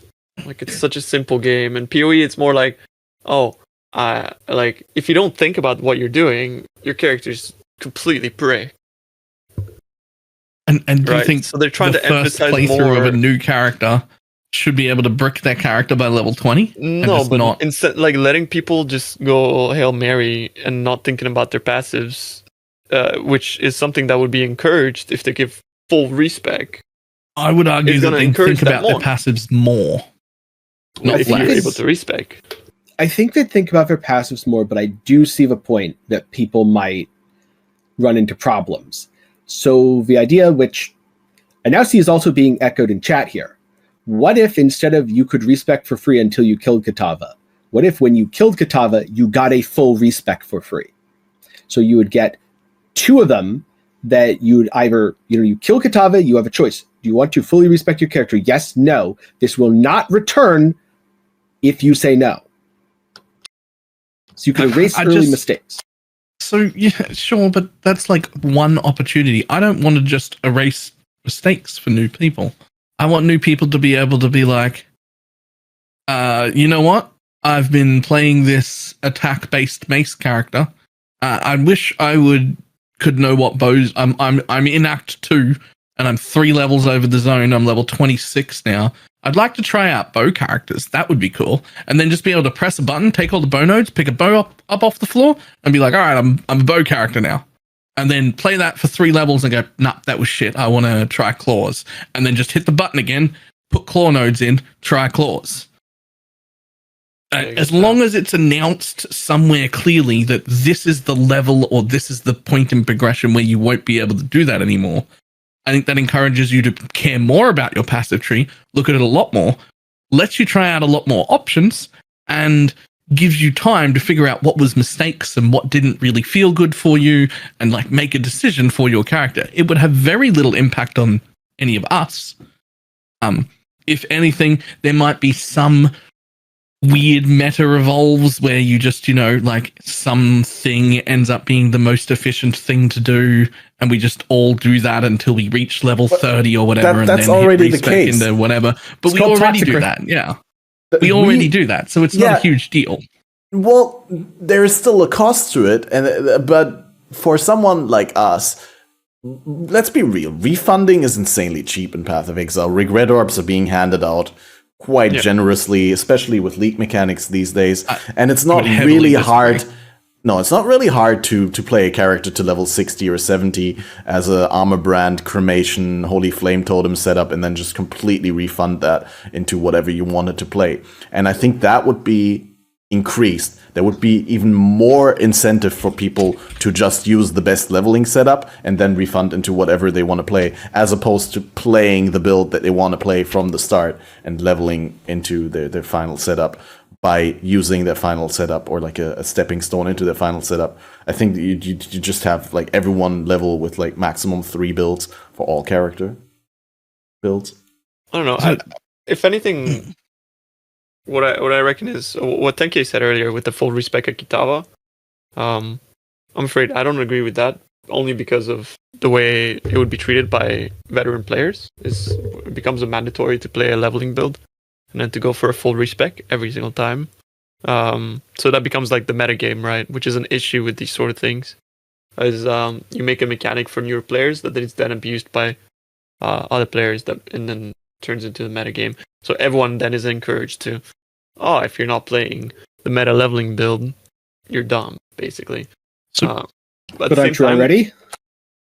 Well, in a way, right? But like, if you want to start as a ranger, you're kind of very forced to play like a bow skill or something like that. You know what I mean? You can't just go like, I'll just travel up and play spells and then respec everything. Even though that's like easier. So I'm thinking way earlier than that. In my mind, it'd be more like when you go to leave Act 3, you would get a notification saying, once you leave this act, free respecs will disappear. And you could be like, okay, I want to stay here in Act 3 and try different things. I say Act 3 because that's where you get access to a lot of other gems. That's where the library is. Most archetypes of builds at least function at that level, whether they're good or not, like different story, but like at least they function there. And that's like an area that's for us less than an hour into the game, right? Like it's not that far in, but for a lot of new players, they're already fucking 3-4 days in. And this gives you that amount of time as a new player to test a bunch of different things on your character, decide what you like the idea of, and then move into that. And I don't think it would affect any of us that much. It's just a super nice thing for brand new people to be able to mess around with. I mean, I already just use a leveling build and fully respec later because it doesn't matter. Yeah, Yeah, because fair. to us, we have 200 regret orbs sitting in our stash at all time, and only if we sell them in bulk. Otherwise, we might have 8 or 9 or 100 or 1,000, right? But new players don't have that. Even semi-new players don't have that. Even casual players don't have that. Most of the people in my stream have less than 20 regret orbs sitting in their stash. They're not handed out that much, and when they are, they're 1.5 to 2 chaos apiece. Yeah, the campaign does give you quite a bit of regrets. So, I mean, in a way, there's already a bit of concession there, but all I guess what this argument started from is there should be a little bit more concession. And I feel like maybe if you're in Act 1, like, because Act 1 is usually like a make or break for new people, right? If they come in and they're like, they try the game or whatever. And it takes like a long time for them to clear it too, so maybe like if you just let people try things out there and cool. But at the same time, PoE is not a game where Act 1 decisions actually matter that much. So, I don't know. I don't think there's a way to solve this one as easily as we'd like to. Yeah, without, that's yeah, go on, sorry. yeah, that's what makes it so hard. You're not really a build in Act 1, and Yeah. really all Act 1 does is tells you, are you interested in a game like Path of Exile or not? Because if you quit in Act 1, I'm going to be honest, PoE was never for you. At least not PoE in its current state for you as a player at that time. Because you know what? Maybe 3 years later you come back and you love it. But at that time, it was not for you. I would have agreed with that before they buffed Act 1 so hard and nerfed everything. I mean, it's going to feel better now with armor and evasion being almost twice as effective as it was before, but holy shit, Act 1 is so bad for a new player. It's not What? good. Just yeah. play melee. Yeah, but that's not what a new player does. A new player doesn't go and look, what's the best way to play through Act 1? A new player is like, that character looks cool. I click that.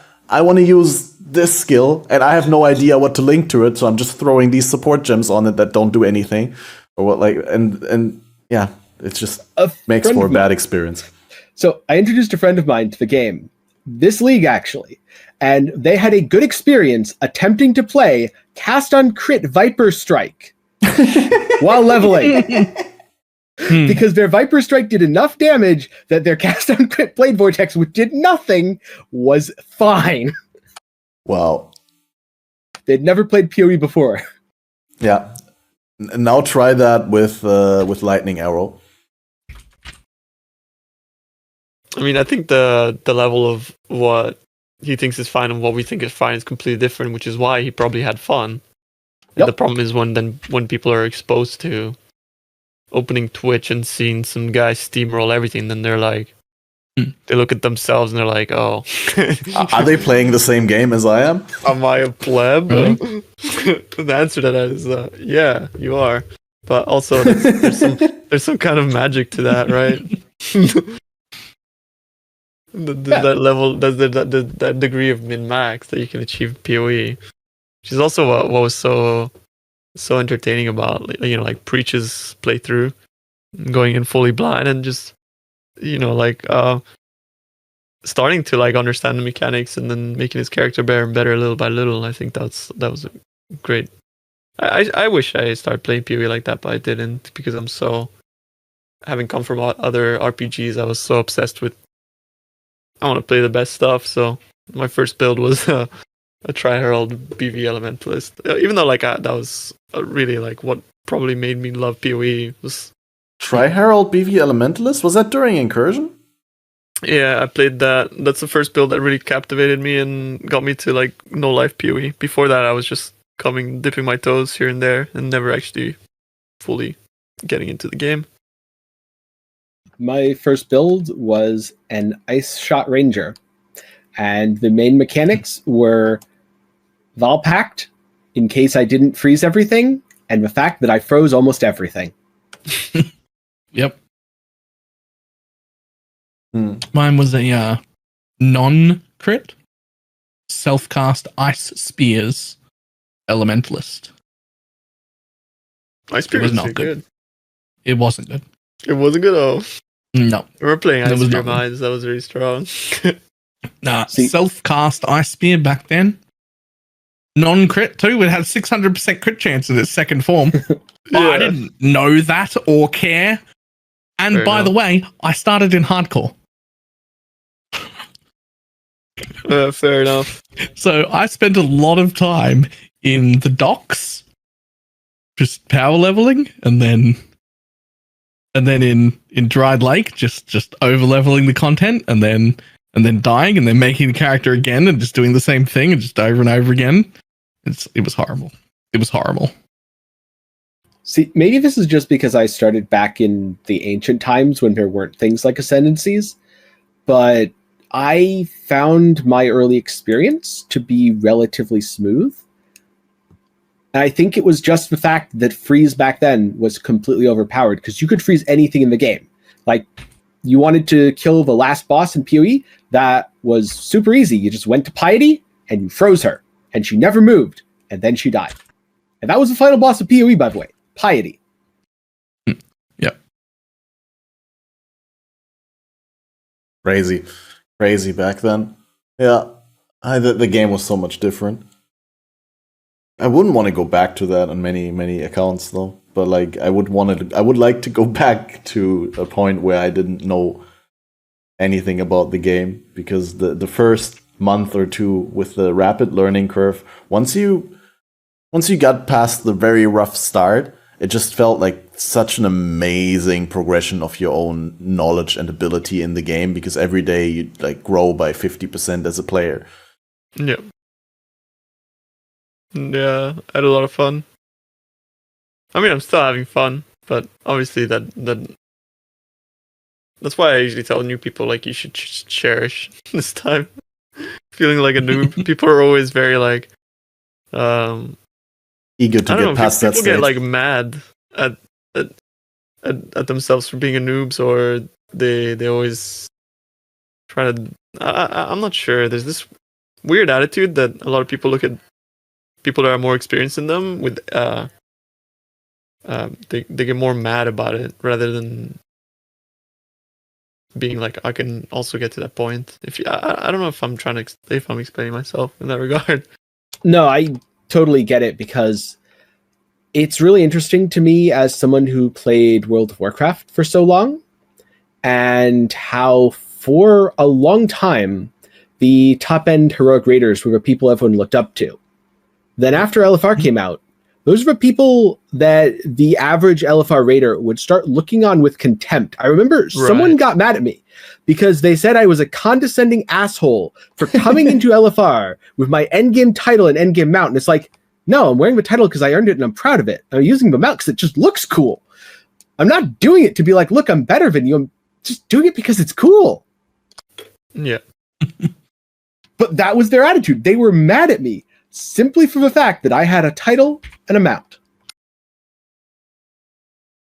It is this very us versus them mentality, which it's a weird one. I mean, this is a bit of a tangent, but I feel like in a way we're all playing the same game and we're all trying to better ourselves, and especially in a game like PoE where it's sort of like PvP in the economy, but not really. There's a place for all of us to coexist, and it doesn't matter how much currency you have. At the end of the day, as long as you're having fun, and actually people probably realize later on that the more currency you have, the less fun you have, because of having the option to just do everything without any consequences becomes quite unfun actually in PoE. I think the fun part is the struggle. And well, that's why league starts are the best. I like getting rich. Yeah. But once I'm rich beyond measure, I'm bored of the league. That's when you get bored, yeah. Yeah. Like when there's a point where I'm like, oh, I can just do anything I want now. Like I can't lose. I've got too much money. Well, now I'm bored. I'm done. Yep. Like I like grinding. I don't buy a headhunter, because the minute I buy a headhunter, I know I will get bored. The headhunter is generally the cheapest piece of gear on my character, so that's not that's not the stopping point for me. But there is one. And I do keep getting there. No, but I understand what Tenkiei means with like headhunter being an item that then sort of renders a lot of things way simpler or way easier, right? Like Like it's such a big power difference between not having one if you're running specific content, that then it sort of makes your other choices a lot less impactful, if that makes sense. So it's like, I don't really care if I build so much into movement speed because I'll steal a speed aura or whatever. So I get that in that way. It sort of makes certain decisions less impactful. I think having a well-rounded character and building towards that is a lot of the coolness about PoE, and Headhunter sort of diminishes that a little bit. As much as I like HH, I suppose. And I think to some degree, I really like that they're taking a lot of auras away from league mechanics, so it makes it less of a impactful thing. So yeah. Oops. I had no idea I opened an Explorer. That was a welcome thing. Pretty weird segue, but Headhunter's an item. We also got, in regards to defenses in the game, a lot of changes to rare items. Mod pools have been changed. Flat chance to evade has been discontinued as a stat, while physical reduction mods have been increased. And among the mod pool changes, or aside from the mod pool changes, we also got a very controversial change that makes, I believe, armor evasion, or like the defense rolls, or the implicit, not even the implicit, the base amount of defense that a given piece provides, at least I think it was for the body armor only, that they drop with a variance between 0 and 20%. And well, without taking anything, or without putting anything in your mouth, what do you think about that? Do you think there's a place in Path of Exile for bases to have a variance? Whereas the two Val Regalias that you find, even though they have the same item level, the same quality, they provide different amounts of base energy shield, and one is going to be significantly better than the other one when you craft it? I think you're not going to craft it. That's the issue. Yeah. You're not going to craft it? What are you talking about? I mean, maybe you will in solo self-found. You take what you're fucking given. But no one in trade leagues is going to do that. Because SSF players are even more min-max Andes than us, in a way. Because if you're playing SSF, you like to grind, so you're not going to stop grinding until you find your perfect base. Right? Like, that's what I think. Here's the thing. Here's how this is really played out. Right? And you're welcome to argue with it or present different points, but I don't think there's a way for me to be convinced that this will work everywhere any other way than what I'm about to describe. They did not just introduce a really good feeling 1 out of every 20 times when you drop, or 21 times when you drop an energy shield base that you want. What they did introduce was 20 out of 21 times feeling bad about it. That's what they introduced. 16.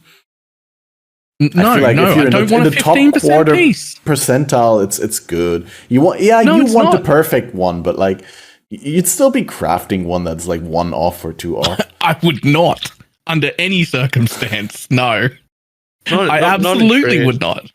Not in trade league.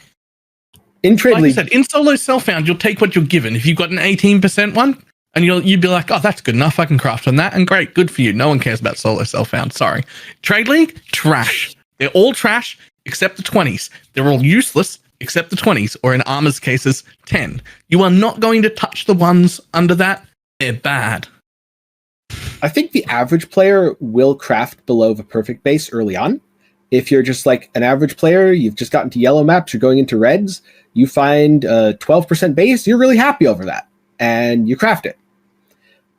By the time everyone is farming tier 16s, everyone's in endgame, everyone's been maxing, yeah, it does not exist unless it is perfect rolled. But the way I see it is GGG is tricking the player base. What they're really saying is you're now going to show 5 or 10% of items that you didn't show on your filter before now. They're, yes, doing it via a way that looks like it creates a lot of loot bloat. But if I hid 21 out of 21 Val Regalias in the past, now I'm hiding 20 out of 21. I'm seeing more items and I'm picking more up. If this isn't filterable, that's a big problem, because then I just hide all 21 and don't care and just buy it.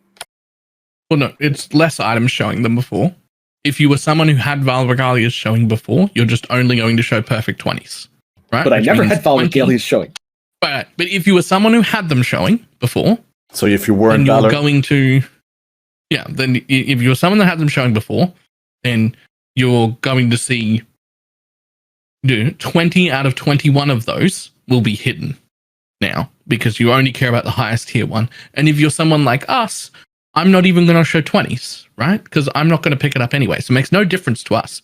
It has no positive impact on anything at all. It only has negative impacts. There's no solution. There's no problem that they're making a solution for. There's no reason to put it in.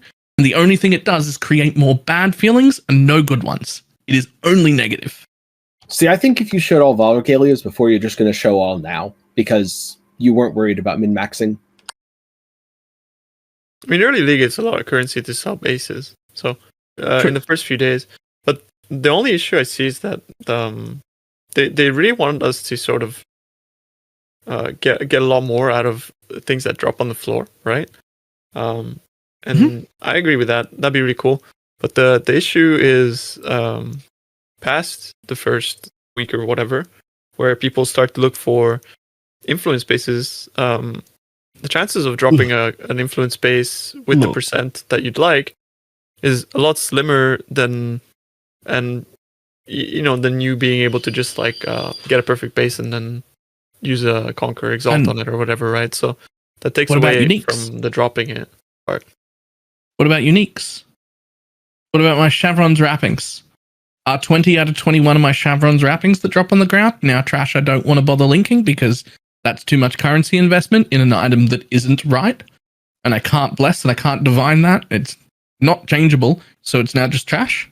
Are you so worried about what amount of energy shield your shafts provide? Is that such a crucial part of the shafts? Because I think most people don't care about the amount of energy shield on the shafts too much. It's the only role on the shafts that matters.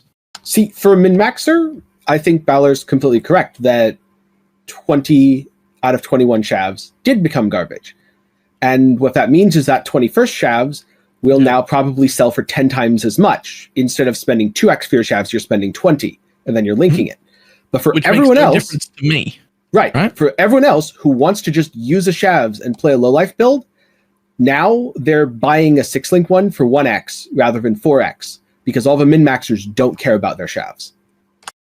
I'm not sure who's going to link the low quality ones though. Yeah. Personally. No one's going to link the low quality ones unless they don't know any better. And then, they'll find out later that theirs is worth significantly less than it should be and only feel bad about it. Because they wasted it. They wasted their time and they wasted their fuses on an item that's trash and nobody wants. I mean, you should feel bad if you use fuses to 6-link anything in Trade League, but that's a different story. Yeah, I mean, that's a different thing. Yeah. But also, that's a very temporary problem. Sorry about the bells. Italy No, it's a cool feeling. Provides some well-needed levity to the heavy discussion. But, here's the thing. They've done this. We've seen this mechanic before. I forget what it's called, but it's currently in World of Warcraft, and it's trash. Is it? It is a very similar thing. There's like an upgraded version of those items that has like a chance to roll when you get done when you run dungeons and shit. I forget what it's called because I don't play the thing. Took that away. That's the one. Titanforge? That was very different. Maybe that was it. Yes. So that would be more like your item rolls between 0 and 250% of the implicit stats. Okay. So different numbers, but exactly the same mechanic.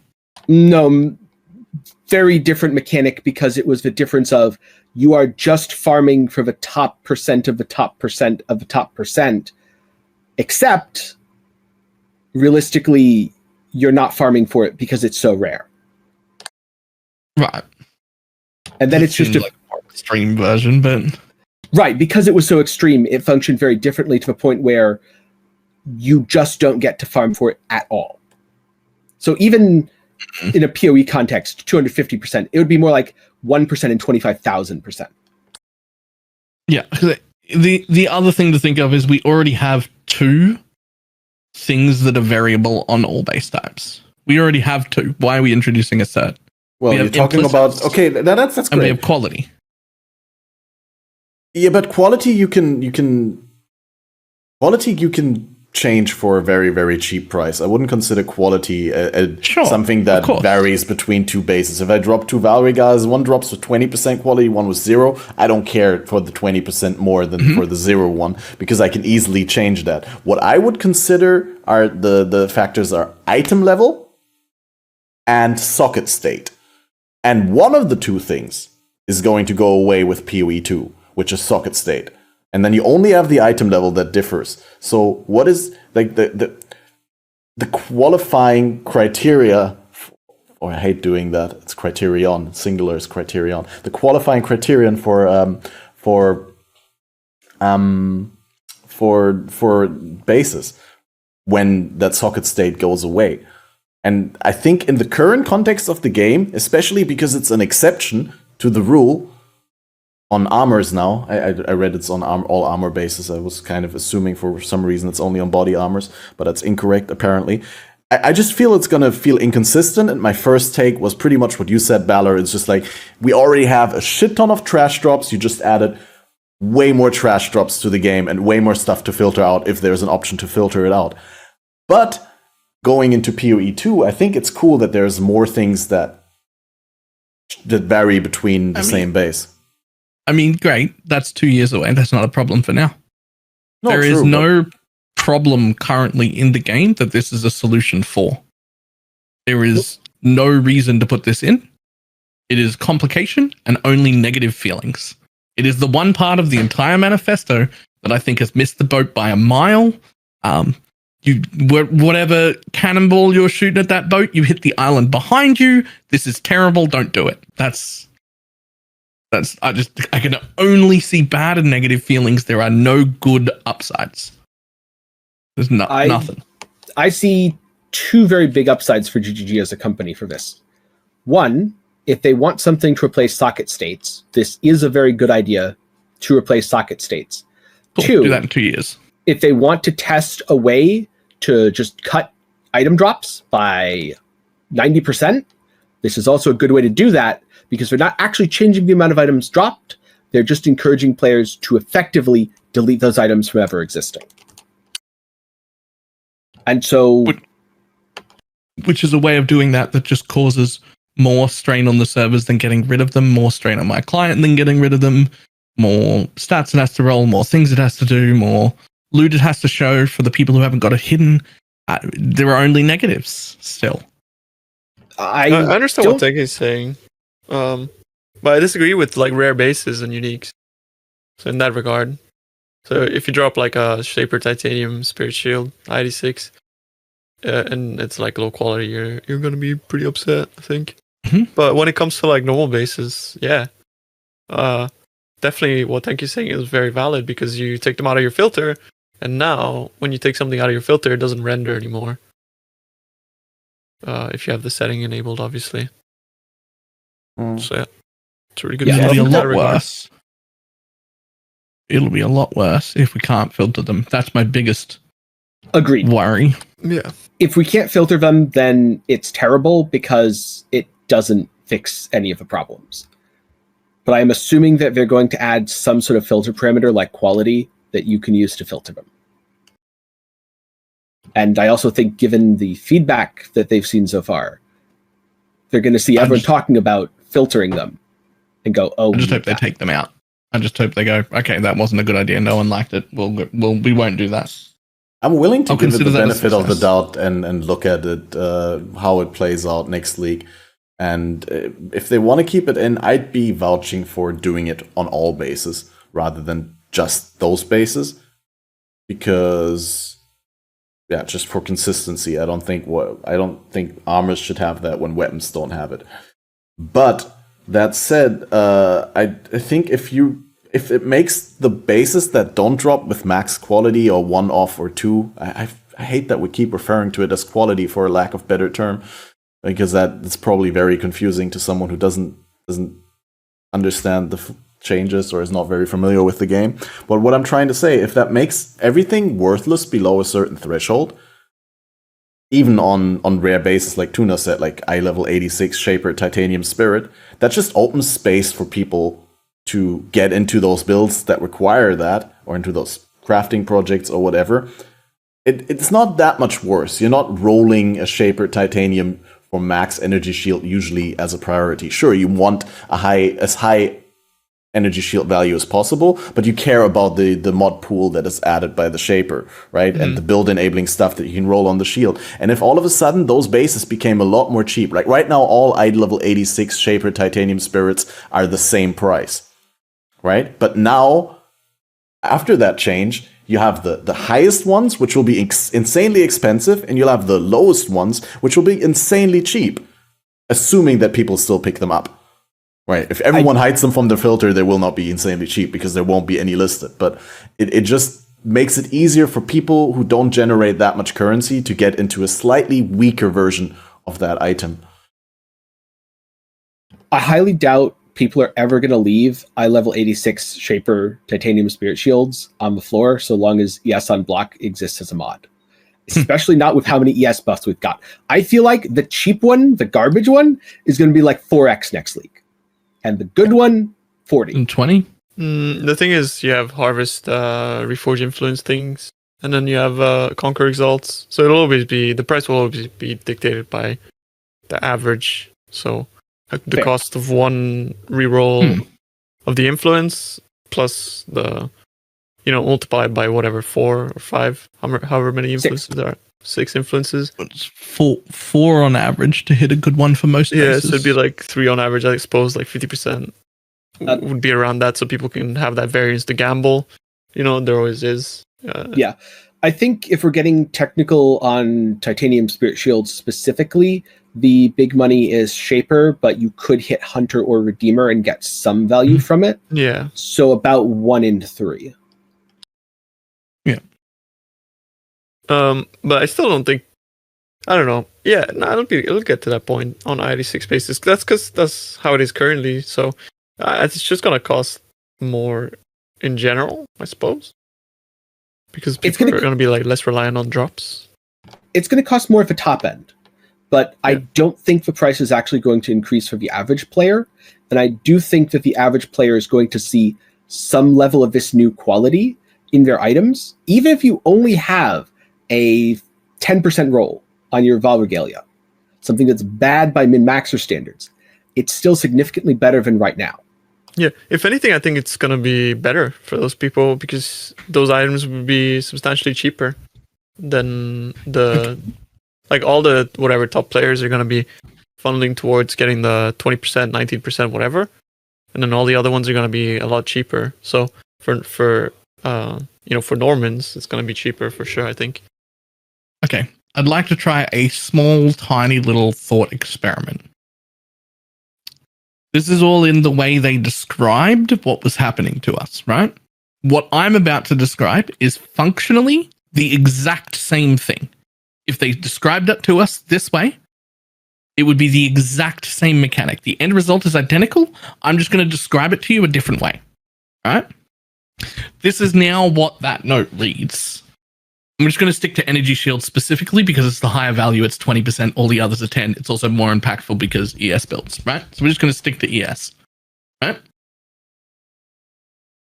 In this patch notes, it now says, we have raised the base ES numbers across the board on every energy shield piece by 20%. All energy shield pieces next league will be 20% better than they were. However, we're going to add a degrading roll on that randomly happens that you won't be able to control, which will be how weathered this piece of gear is.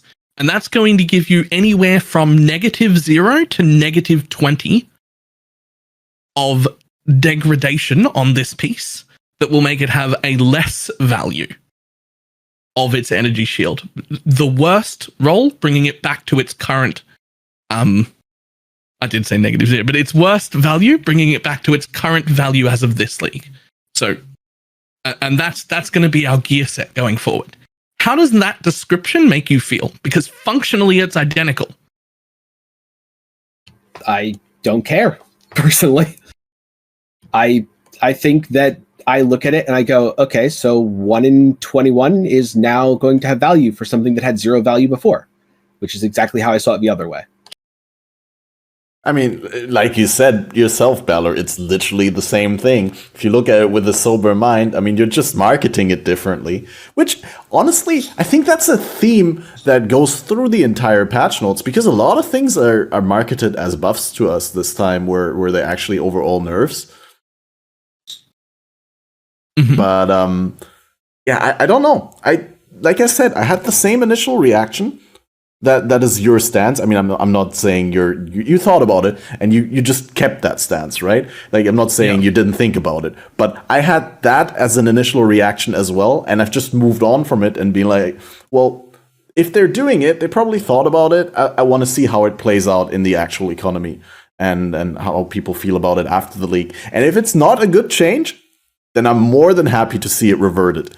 But I'm happy that they're willing to take such a large leap into something that, you know, we don't know how it's going to work out, and to just see it. I like experiments, and they have to be careful. Obviously, this is damage control league. They don't want to do big experiments, which is why they walk back so far from the ailment and the Flask mitigation stuff, because they don't have the time to properly rework that stuff and address the issues with the systems at the core. So rather than doing that, they do something that makes everyone happy and throws off fewer people, because obviously having a game that has players is better than having a game that aligns with their vision for the game but doesn't have players. So I'm more than happy to see them experiment, and I'm probably in the minority here, but it's something that's small enough that as an experiment that even if it fails, it's not gonna make people leave the game, unlike the Flask stuff last league.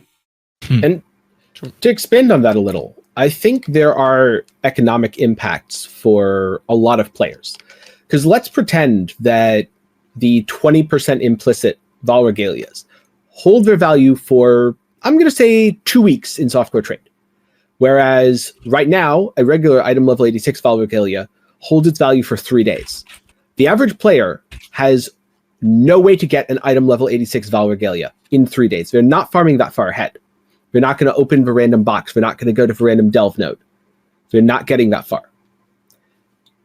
Within 2 weeks, they will. It's not going to be often. It's going to be by random chance. Maybe they don't see one all league, but maybe they do. And all of a sudden, it's worth, I don't know, 1x. You now have 1x, which is probably, at this point, I'm going to say you found this on day 8.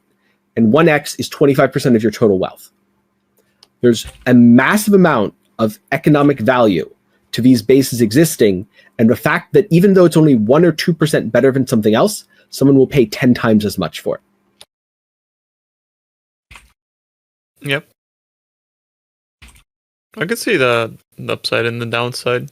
The only downside I see is it being permanent and it applying to uniques. Something I personally didn't like about last epoch, but that's a completely different argument. Good. But yeah, I can see the upside to it in the economy. I think it could be a good thing, but it also has the potential to be a bad thing.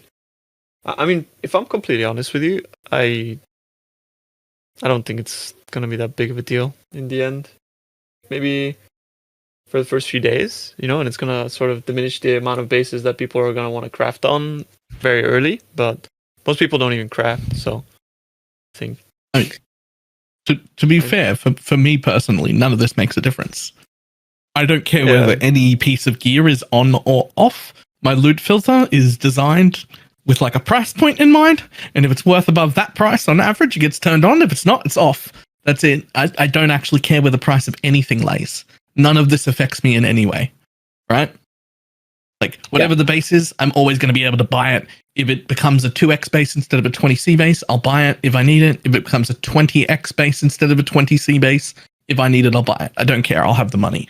All of these arguments are made from what I think the impact will have on the majority of people, not on me personally. I don't give a fuck. I could do anything. I will always have enough money. But in that regard, I mean, it won't matter for crafters either, right? Because it's the same thing for them, right? Yep. As a crafter, it really doesn't matter to me either way. If anything, I do think as a crafter that other changes in the league are a huge buff. Like the fact that I might not say, oh, this helmet rolled 700 armor and 80 life.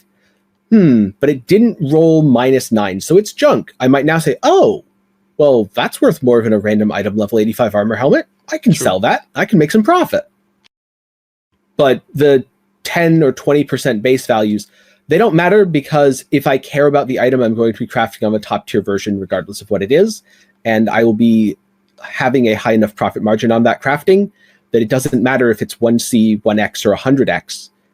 If I want to use it, I'll be able to use it. Everything just scales up.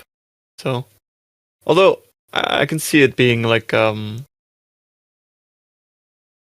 potentially items might be a little bit more expensive because of that in turn, because there's like a higher material cost for crafters at the end of the day if they're only crafting on perfect bases. Here's the thing. Tenkiei just described the exact reason it shouldn't be in the fucking game. Like, he just literally, like, point for point. This is a random extra thing we can't even control that gives all your 1% players, which everybody complains about, which in all honesty is all of us, a whole bunch of extra power that you might not have access to. And we're always going to have access to it, because all of us are always going to have enough money to buy whatever the fuck we want, because we can. And if that means that we price out all of the casual players from being able to buy those items, then so be it, because I'm still going to have them. Why have that? We don't need anything else like that. That doesn't need to be another thing. I don't need to widen that gap anymore. Because the non-perfect version is still a buff for everyone else. Okay, but no, it could also be a nerf for everyone else.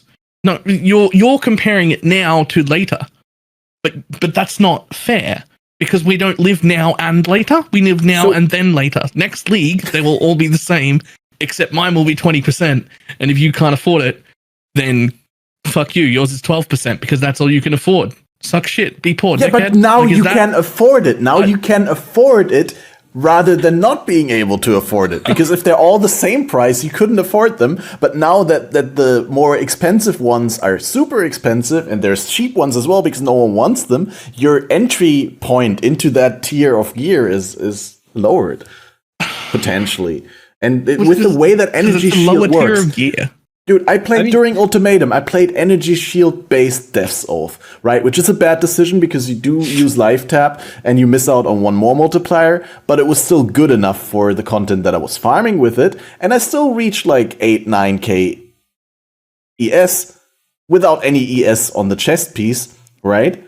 And yeah, I mean, the way that Energy Shield scaling works, that between 0 and 20% extra ES on your base does make a big impact in the large scheme of things, but you're still going to be able to get it like really good ES values. And tracing a little bit back, because I think we are circling around that base stuff a little bit too much. Like, ES is going to be so much better than it was before. Like the insane buffs where more ES recharge modes are in the core pool. They got Wicked Ward's downside reworked, but then also the base ES recharge is better, so that even if you take Wicked Ward, it's as good as before, but without Wicked Ward, it's like insanely better, and you get faster start of ES recharge, like so much more on the tree and on the crafted modifiers, to the point where I actually wondered, because that wasn't addressed, is Blightwell and Soulstrike getting nerfed? Because they have to be, like, because if I can use a Soulstrike and a Blightwell, and I can get all these mods for faster start of ES recharge, and like, man, ES recharge is going to be so strong. Speaking of, that was one of the few hidden nerfs in the patch notes, or not patch notes, but unofficial patch notes. ES on block shields are now going to be much harder to craft because you can't just force ES on block. Because there's more ES suffixes. More defense suffixes. More defense suffixes, yeah. Yep. And specifically, they called out energy shield recharge that is going to be a suffix on shields. And so what that means is at best, you're going to have a 50-50. I suspect it's going to be more like a 25% chance at best. Mm-hmm. And so ES on block shields are going to get significantly more expensive, which means ES shields in general that don't have ES on block will also be used more. Yeah, but in the large scheme of things, in terms of character recovery, ES on block is also not going to be worth as much because recharge is so much better than it was before. Definitely. I mean, I'm not saying I would. Now that is actually an option. Recharge wasn't really an option for most. Not and in tiny little individual niche cases, it was like you could find a specific version, but You for had the to most use part, Soul Strike. recharge was trash. Well, I think for boss fights it was really good. It was just like for fast farming, it wasn't really fast enough.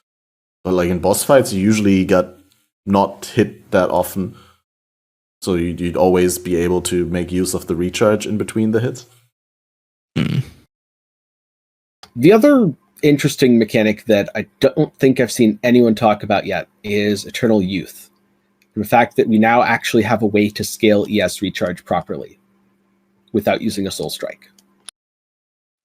True. Yeah, Eternal Youth is pretty nice for life-based build, right? Yeah, it's a keystone passive that makes your ES recharge apply to life instead of ES. I'm still wondering. I've always thought about, because I like ES recharge as a mechanic very much. I've been a strong user of that, or abuser, even though Balor thought it wasn't good enough. But like most ES builds, if not all that I played, were centered around Wicked Ward and faster start of ES recharge. So just in case people are wondering, maybe we should stay what Eternal Youth does. Yeah, please. So it's, Read it out. 50% life, less life regeneration, 50% less maximum total life recovery per second from leech, but energy shield recharge instead applies to life, and it's right under Constitution, so Scion Life Wheel. Right. And the thing that I see with it is just whenever I'm using a life-based build, I'm using Life Flask because instant Life Flasks are just incredibly good. But if I use an instant Life Flask, then I don't give my life recharge, I guess, time to kick in, because I'll take damage and I'll instantly top myself off by pressing that instant flask if I have to multiple times, right? And that's always been the thing that held me back from playing a build around that keystone, because with ES builds, you don't really have that choice, right? You don't have a flask that fully restores you ES to full. I mean, you got the Zealot's Oath flask that lets you regen and stuff like that, but with ES, you never had that that opportunity to instantly regain to full, so that the recharge wouldn't kick in.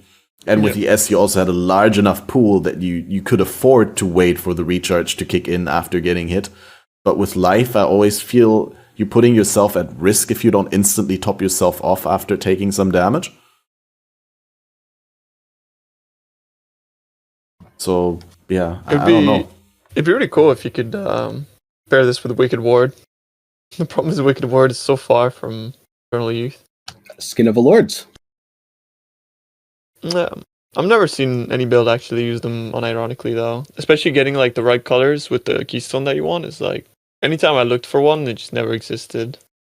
Yeah, it's a huge pain, unfortunately. I've pulled it off once that I can remember. And that was on a really, really old build that was a self-cast Glacial Cascade Inquisitor. And I got Blood Magic. Mm-hmm. But that is the only time I found one with the colors that I wanted. And I originally hadn't wanted to be Glacial Cascade, but that was what the colors worked for. So that's what I was. This was back in... Oh, it was a long time now. I think it might have been Bestiary League? Harbinger League? I've always wanted to get a good Skin of the Lords with phase acro, but I've never been able to. Because, you know, acrobatics like cuts your ES and block and stuff, but I wanted to get spell dodge and still be able to get that stuff, but I've never been able to find one, unfortunately. Yep. And I do think Eternal Youth is very limited. The best use I found for it in the past was on a Toxic Rain character. The problem was I had to give up a quiver. And with all the influence mods that you could get on a quiver, it was fine for early game. But by the time you could get something like a plus 2% max Chaos Res quiver with Divine Flesh, you're just better off with something else. Yeah. And now I think since you can get recharge in so many other places, like a chest suffix or like proper amounts of it on your gear, this will still be niche, but it is an option. Yeah.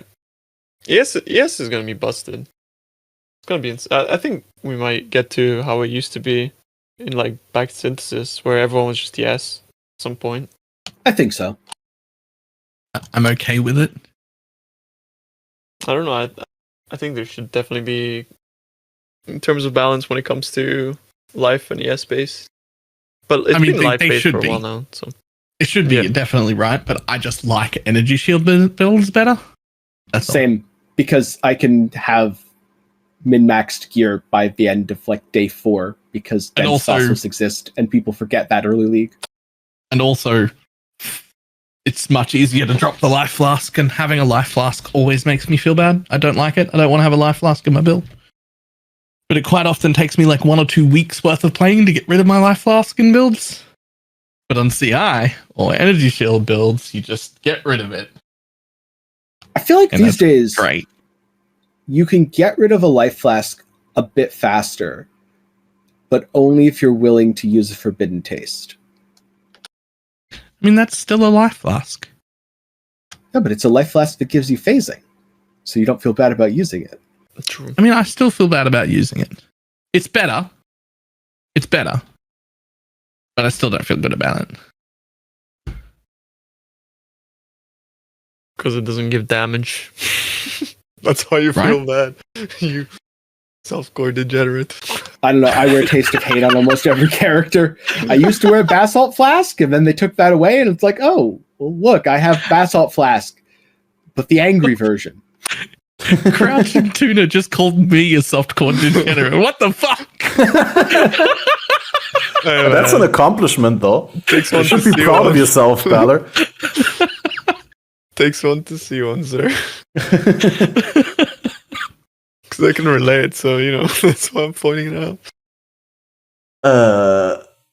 The chat brought it up. There's also a new Keystone passive skills that would synergize with the new strong ES builds. ES Armor Hybrid gets Divine Shield, where, similar to the Juggernaut passive, a percentage of total fizz damage prevented from hits recently is regenerated as, in this case, energy shield per second, with a limit of you cannot gain more energy shield than armor.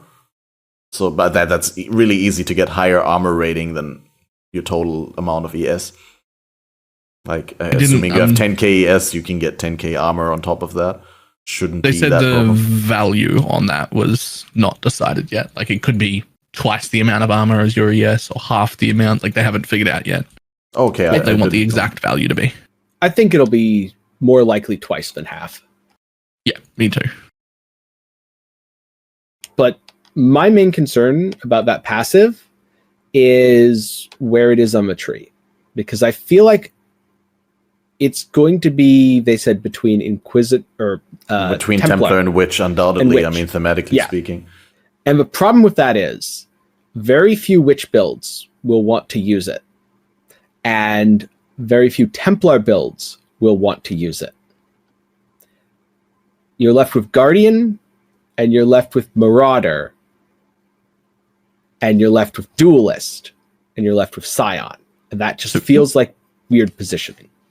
Interesting that you say that, because I'm sitting here thinking that if my Spectre build is in fact not dead, I'd be excited to use that because I would like to go armor, and I always have life as ES. Same deal as my Inquisitors always end up split between life and ES, and they're in a position that they can use those things. So like I feel like I would use that on both of those classes that you just listed. Oh, see, for me, I'd in both cases be scaling block, and I'd want evasion for the double layer of avoidance because I know I'll have other defenses for when things get through. Yep. Well, like even on even on setups where your energy shield is like really really small and you don't have a lot, I can totally see myself in a life-based build if it is in a reachable position, picking that up if I have a lot of armor, because the regen will just help me to sustain through degens like Blood Rage, right? If I easily can get like 400 energy shield per second most of the time while I'm tanking stuff, then that would obviously be very, very good against Burning Ground, against my own Blood Rage degen, against other degenerative effects that are not chaos damage. And you can also dampen that now as well. With the keystone that makes it like less damage for 1 second or something as well. Yeah, exactly. There's a new keystone passive skill called Leaf Shade that makes you take 75% less damage over time if you started taking damage over time in the past second. And I was wondering, because you could just use Blood Rage to trigger that, and then weapon swap out of it, and weapon swap back and switch Blood Rage on again, and then you've always started taking damage over time in the past second. If you could, can you still do these weapon swapping builds where you trigger a socket skill on weapon swap and then just trigger Blood Rage and then just weapon swap all the time to trigger it? I don't know. I think that's probably too much effort. Yeah. At the end of the day. I mean, if you automate your entire build around weapon swapping, then it's definitely worth it. Other than that, obviously, swapping every second is kind of not so cool. With that said, though, there's another passive that hasn't been talked about at all. That's a new keystone that's in the center of a tree, which is you gain 1% spell suppression per 15 dexterity. Oh, that one. I thought you meant the one that turns the energy shield effect of int into what was it? Into ailment avoidance percentage. Yeah. Or no, reduced duration of ailments it was. Yes. So that one's much more niche because the second one that you just brought up is basically the Hierophant only. Because Hierophant gets 50% while Arcane Surge is active, and you need to get to 100%, but then you need to get more than 100% because there's some weird random things that just have enough ailment effect scaling that it feels bad. Most notably, Awakener beams have 200% increased effect of shock and other ailments. Yep. For those who weren't aware of it. I didn't know. Yeah, which, if I remember correctly, it should mean that you'd still be immune to Sirius's shock because it's shock effect, but you would not be immune to Sirius's chill or freeze because I believe those are duration, but I could be remembering wrong. No, you're correct. I mixed it up, duration and effect. Yes, shock was a bad example in this case. I know it's really weird and inconsistent with how they do it, so I could be wrong on that specific fight, but I know there are other cases where one of them is effect and the other is duration. And so that's a really weird problem that makes that entire line of defense useless.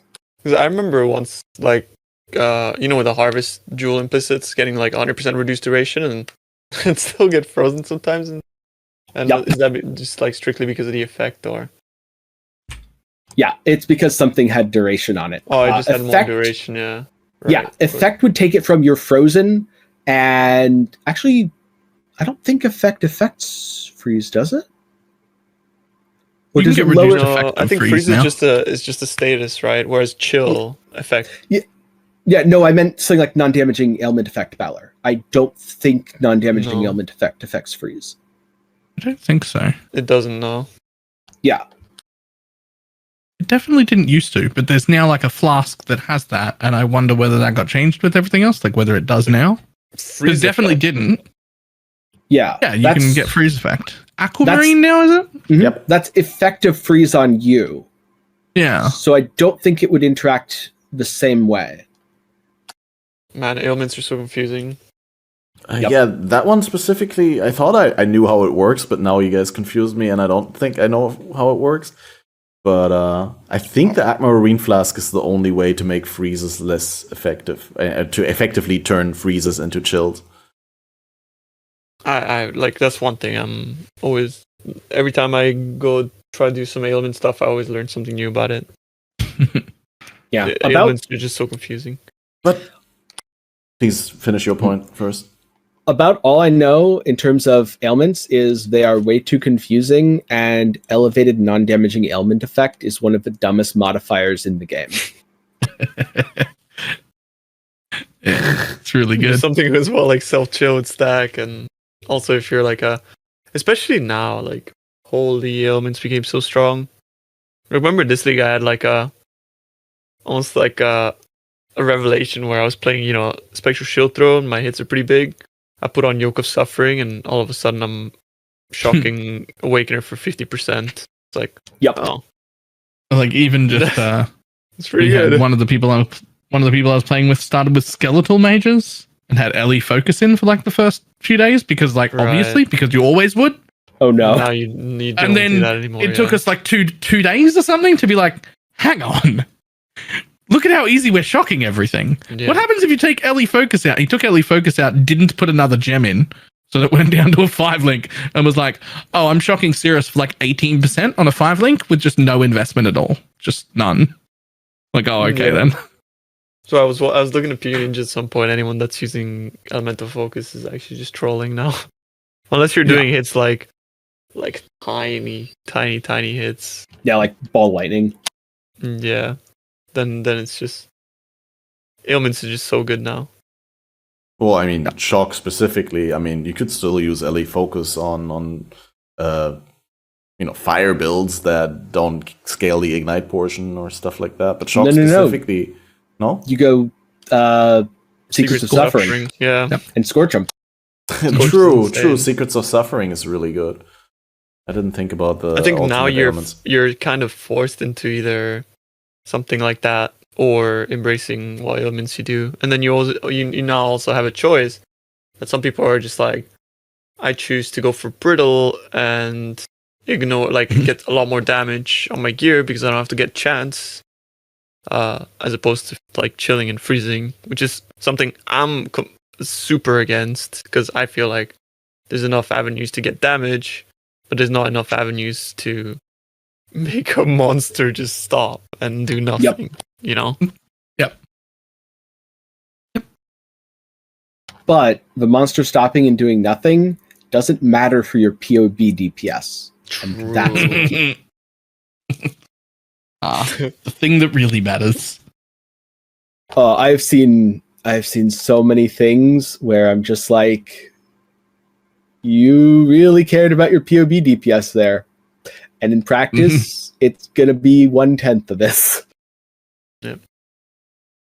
But it's funny now that in my SST POB you can just put 50% shock.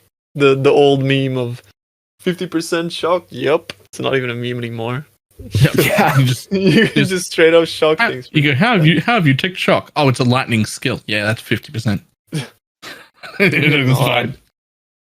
And I think I like that as well because it really incentivizes you to think about your hit damage as well now. And I think that's a good thing. Although it does kind of like make skills that don't hit hard a little less good in a way.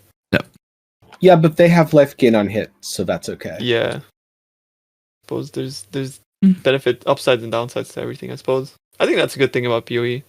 And that's probably good game design. It's hard to get life gain on a meaningful amount of life gain on hit on spells, though. But Yeah, you'd have I to guess go for, there's- like Shaper Rings, I guess. Yep. Double Shaper Rings plus Vitality Watcher's Eye, Yeah. which I'm somehow... I feel like it's going to escape nerfs again, and I'm shocked it has escaped nerfs for this many leagues in a row. Right? I mean, a lot of things that are gated behind like extreme unaccessibility or extreme hard access are escaping nerfs quite frequently. I mean, it was is like 2x in softcore trait, though. That's nothing. Well, they're becoming really expensive though with the combinations. Like one mod is a little cheap, but then when you get like Vitality with Pride, boom, thing is like 50x. It's like holy. People do really value that now. I think. Oh yeah. But one mod, I think it's just because of supply and demand. People farm the hell out of Elder and cards and things like that. Yeah, cards, huge problem. But and also people like value their damage mod first, right? Like you want double damage pride or something, and vitality. The poorer people are just going to go for double damage first, right? Like that's the normal. That's what people value the most. So they're like, oh, I want the damage portion first. I'll get the survivability bit later. See, I'm the opposite. I'm like, I just want to never die. Damage will come with investment. Yeah, I like that too. I'd rather just not die. Thanks. True. I don't know if this is part of the topic list, but the damage over time stuff, we have not talked about it at all.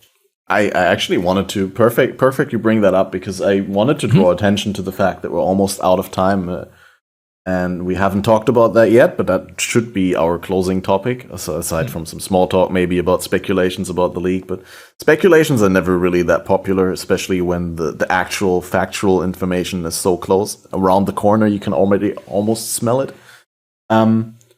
Elemental damage over time. What do you think about it? We got big changes to Ignite and Cold Dot. Like a lot of things got a lot less dependent on the Keystone passes, Elemental Overload and Elemental Equilibrium, which both have been worked to different extents. And to compensate, things have been buffed at the base level of the gem. And also what they did for Ignite is they basically took away almost all of the Ignite multipliers on skills in order to make for a more level playing field. Because in the past, it was like 2-3 skills that were the most suitable for Ignites.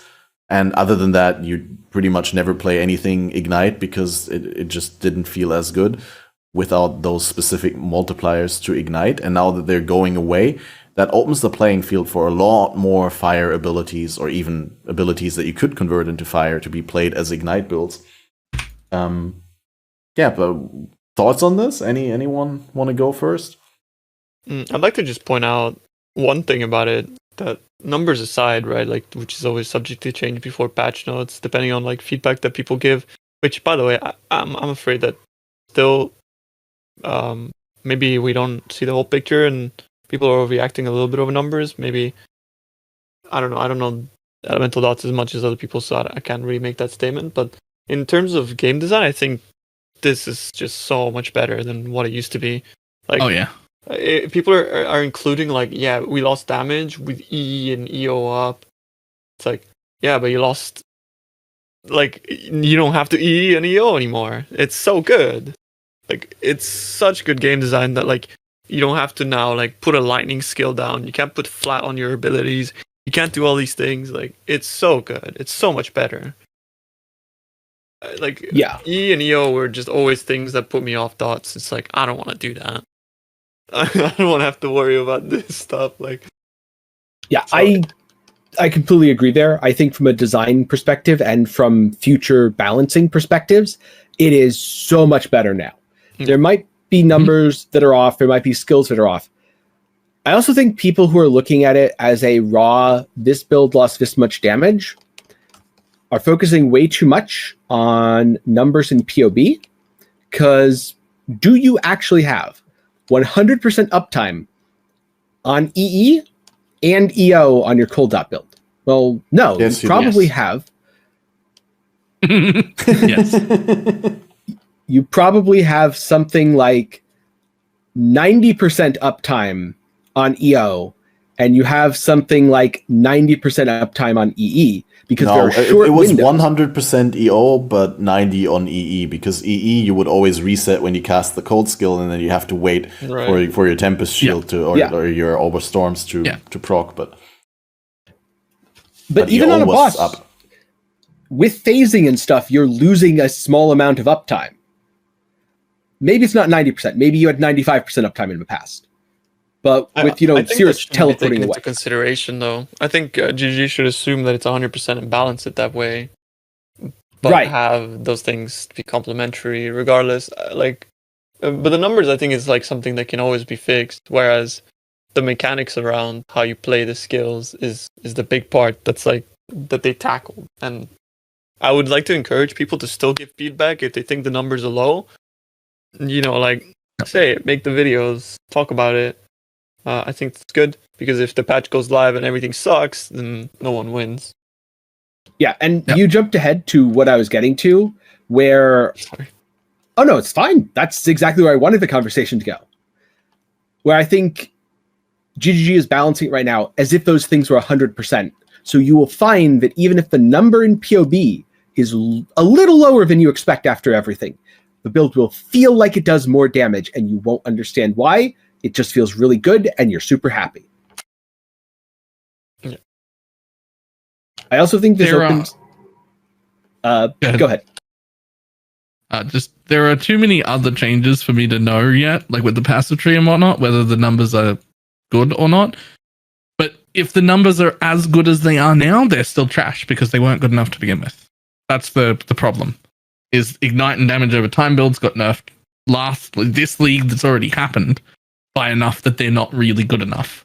Most of them. There are specific ones, again, like everything forever in this game. There are specific cases where that's not true, but generally, they got hit very, very hard comparatively to everything else. And so... But that was I'm worried mostly... that the idea... May I quickly ask, that was mostly because we lost a lot of dot multi on the cluster jewels, which is now given back to us on regular jewels, at least potentially. Sure, they're going to be hard to roll, but you're going to have room to min-max your build for those juicy double dot multi jewels with, I don't know whether faster start of, or faster dot, faster ignites or stuff like that. You can roll that on top of that. I don't know what is suffix and what is prefix. But at least you're going to be able to get 2 damage mods for damage over time that massively impact your build on the regular jewels. So I think you could get to old levels of pre-nerf of the cluster jewels. And then just with less dependence on those keystones, it feels good, I think. And there's also less dependence on certain ascendancies. Like, right now, something such as Wintertide Brand Raider. There's a lot of reasons why that should work. It struggled because it was hard for it to get EE and EO.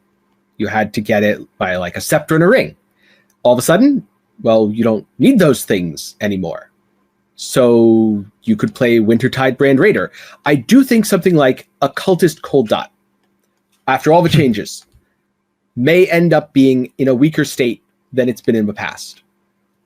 But what if you just play Raider Cold Dot? What if you end up somehow making Slayer Ignite work? Do I think it's likely? Probably not. But with the way gear's changing, it's worth considering that it's not about your ascendancy anymore. Yeah. So the important part for me is that I agree this entire design philosophy of this idea is way better, right? Like everything about it is better. But I am one of the people that is going to be like, those numbers that you've given us, there better be some stuff we don't know about. Like big changes to the passive tree where we all end up with, 60% more dot multi than we've currently got, or like something else should better be missing that we don't have information on yet, or the numbers are actually just too low. Right? But even if that's the case, if they become shit for this league and nobody plays them, this way of doing it is way, way better because it becomes way easier for them to see next league. Oh, practically no one did that at all. Yeah, it was actually trash. We can just bump the numbers up without having to worry about like 200 different multipliers on individual skills. And if we try and bump this up to get Ignite working with these 3 skills, it's just suddenly this one do 23 million damage for 2 chaos, right? Like, so it is better. I don't love the numbers. Yeah. Interestingly, there's one thing that stood out to me as I was reading everything as getting, I would say, more buffs than almost anything else. That is Fire Burst. Because Fire Burst is back to 1 second, Yeah. And Dan's Fireburst setup was never cluster reliant to begin with. So it's got nothing but buffs. That is huge. Yeah. The Fireburst cooldown going down from 1.5 seconds back down to 1. Very impactful. Now I want to play Fireburst. And you're going to be able to, I think. I'm much more worried about Cold Dot in this regard than about Ignite. Ignite looks solid, and there's some people who are really, really thinking that Ignite will make its way back to the meta. Cold Dot, I can see why people are worried, because the numbers just don't seem good, and the numbers weren't really good for Cold Dot to be something that people view as competitive in softcore trade, especially. But I feel like Cold Dot had so many defensive benefits that it doesn't really need huge damage numbers to be convincing, and that is clearly shown by Cold Dot being a very, very popular choice in the Gauntlet challenge leagues. Now, of course, Gauntlet is not representative for the general game too much, but if in the hardest environment with the harshest mods, an ability is able to thrive and be a top pick, I don't think it can be bad in the grand scheme of things for the regular game. And honestly, Cold Dot shouldn't be as good as Chaos Dot or other elemental dots, seeing that it provides such a huge defensive benefit of slowing everything by up to 30%. Yep. Potentially 40, because I could see Cold Dot Elementalist being a thing with all the changes. Oh, right, true. Absolutely. Mm-hmm. And then you get to also potentially shock stuff. And since you're scaling non-damaging ailment effect, you're just going to shock for 50%. Right. Yeah, see, that's a lot of things where I cannot stress that point enough. What you said earlier, Tenkiei, is a lot of people are too focused on the before and after for one specific setup instead of rethinking the setup and looking at the possibilities that we have in the context of the new league, the new balance state. And I'd much rather like to encourage people to look at what is possible in the current patch and look sideways rather than back and forth and being like, okay, but last league this was 50% better. No, like this league is a new league. Don't compare it to last league. Compare it to the things within the league, and quite possibly, I think we're going to see a more healthy landscape of different things being possible, and that would be great for the game. Yeah, I think so. And it took me a while to come to that realization. But after talking with a lot of people last league who said there was less build diversity and less build diversity, then asking them, well, what do you mean? Every time what they brought up was, this build is dead. This build no longer exists. For them, it wasn't really about there's less total number of builds or less total number of viable builds. It was this specific build no longer exists. Yep. Yeah. But if one extremely good build is not the enormous outlier anymore and is back in the field, that means that's a buff to every other build. Yep. And also, we got some broken things that still very much exist, like Spectral Helix, and I don't think it was played enough to get a nerf bat. Well, we haven't seen the patch notes yet. I do expect a slight tap on the head of the stronger skills of this meta. Mostly Spectral Shield Throw, even though I think that the Bleed version is completely fine, but the Elemental Conversion Spectral Shield Throw builds were really good. Yeah. I hate Spectral Helix. As strong as it is. Spectral. I played it. Like, I get how it's good, but it feels shit. Not a fan. I'm more of a person that enjoys the mechanics of a skill. It's good when you chain a map with a large immobile boss, like Belfry or something like that, right? Then Maybe, yeah. It's insanely good. But if you have a boss that runs around, like Spectral Helix against Maven, I cannot imagine how bad it is. Yeah. I haven't played it yet. Circe even. Yeah, right. But I think how I'd do it gets around some of that. Not necessarily for a boss like Maven, but while generally mapping, I'd go with the Poison Pathfinder version. That's what I played. You still need to stack up your dots. It felt really bad. But, I mean, that's just me, personal preference. People love poisons. Yeah, I don't know. Poison has already that built-in delay of you having to ramp up your poison. So I feel like, yeah, Poison Trap or Anything that adds another delay, like poison totems or something like that, will feel pretty bad because PoE is just a game about killing things fast. For clear, it was great. Don't get me wrong, because you helix like once or twice, and then it prolifts, and then you got your I always forget the name. Plaguebringer? Yeah. Yep, Plaguebearer. And Plaguebearer fixes the clear of every poison build. Yeah, and I feel like I got to the boss. As long as you can stick to the boss decently, Plaguebearer should do a decent bit for the boss too, because you'll tap it once, your Plaguebearer fully charges, then you just stand on it, and then it runs away, and you repeat. Yeah. But the problem is actually, like, I was having even issues charging my Plaguebearer because the hits were so, like, sort of inconsistent, if that makes sense. Yeah, I've heard that is the big problem with it, but I'll have to play it for myself at some point before I can say, oh, well, it's just a matter of doing, get +1 chain or something and stand near a wall. I don't think there's walls. Well, no, are there walls for Maven? Do your hammers bounce off invisible walls?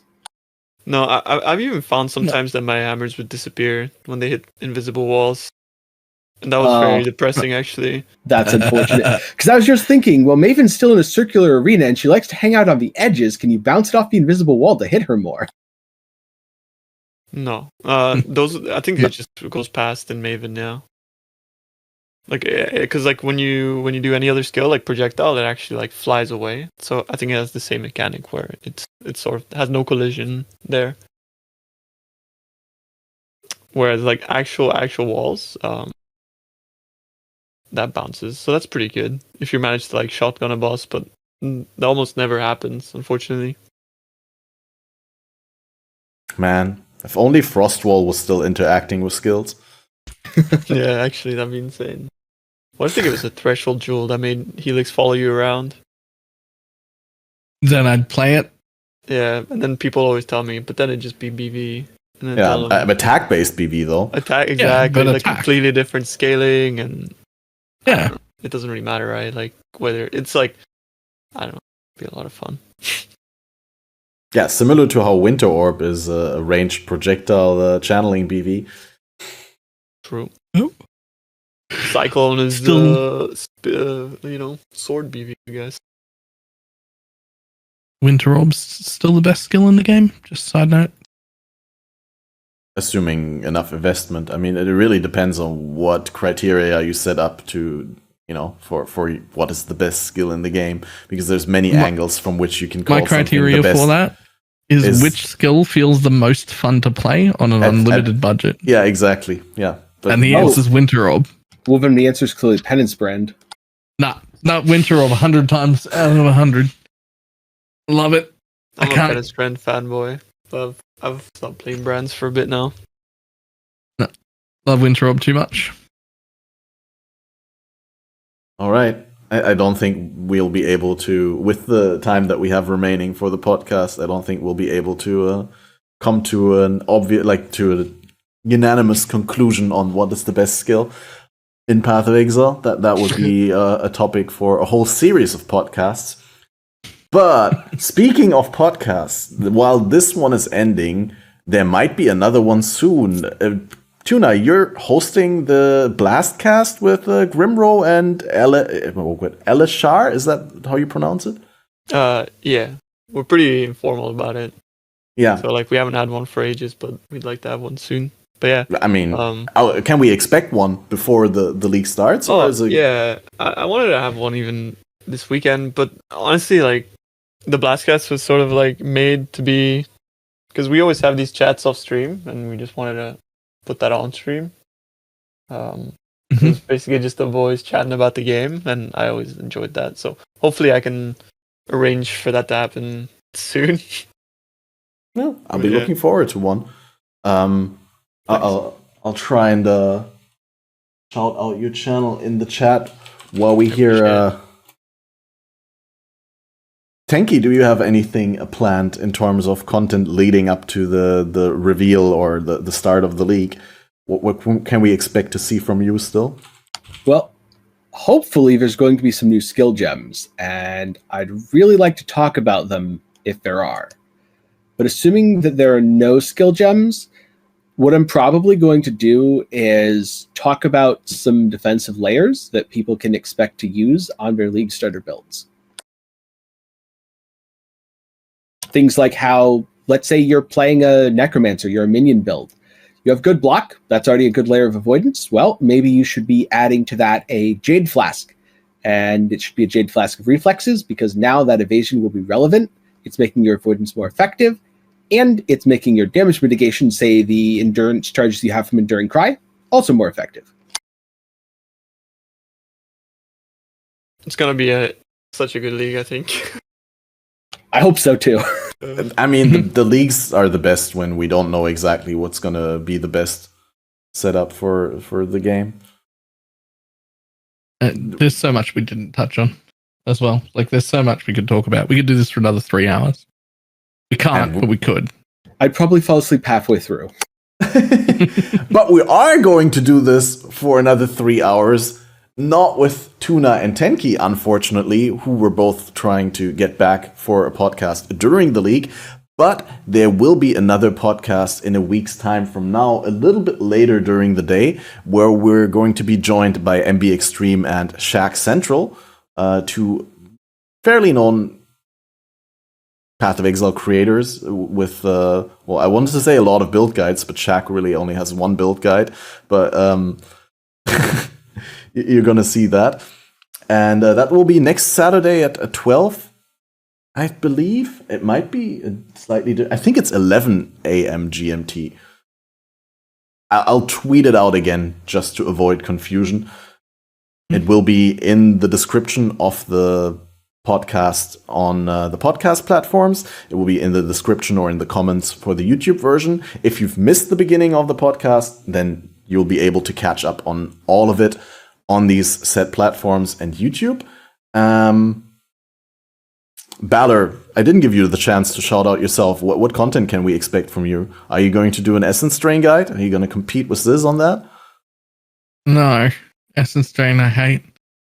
I have no idea. I have no idea what I'm going to be doing yet. I've got too many plans. Hopefully, as many build guides as I can put out once we have actual patch notes that lets us write build guides. And that's as much new league help. Mostly probably stuff focused on economy, because one of my biggest things is everybody complaining that they're poor and being like, I can't build a 20x build, that's not budget. But it is, and you can make 20x if you play like an hour a day.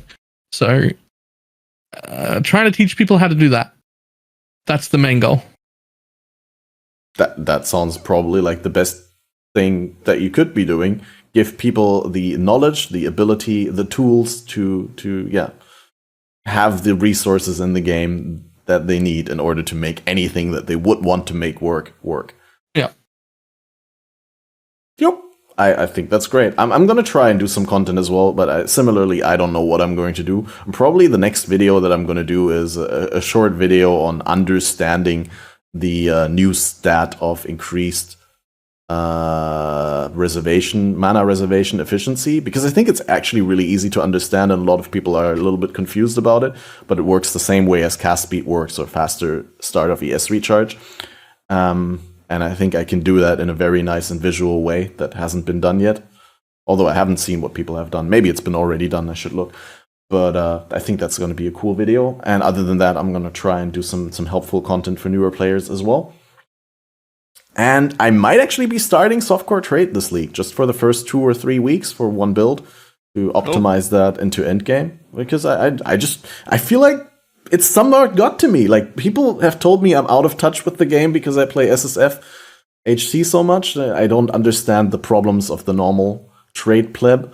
So I'm going to become a normal trade pleb just for a short amount of time. And it's also going to help me, obviously, with content creation, because I'm going to be able to reach the new Uber content stuff. True. Don't worry. People will then tell you you're out of touch for playing trade instead of solo self-found. You really can't win no matter what you do. Probably, right. Might be the case. Just play what you enjoy, man. If you don't, if you play, you end up enjoying it. Go on. Yeah, If you don't that's what enjoy I'm it, saying. This is go the back. first time where I haven't only said I might do SC trade, but I'm actually in my head imagining myself doing SC trade and having fun and looking forward to it. So I might just roll with it, because the worst case scenario is I'm not enjoying myself after 2 weeks because it gets boring after dying 20 times and not having any consequences. And then I can still do HCSSF. There's no league start race, there's no prizes, there's nothing. Yeah. There's nothing to lose. The only thing I can gain is I can become a better player by being able to access more of the new content much sooner and then take that knowledge into hardcore. So yeah, looking forward to that. But that said, we've done all the shoutouts, we've done all the announcements, and I want to thank you guys for coming on and discussing all these interesting topics, even though we barely scratched the surface on some things, but I think other things we explored fairly well. So again, thanks for coming. Thanks to the audience for being interested in these topics, listening and providing interesting talking points and correcting us wherever necessary in chat. And that's all I got. Thanks for being here. Have a wonderful day, and until the next one. Thanks for having us on. Thanks for having me. Soon again, hopefully.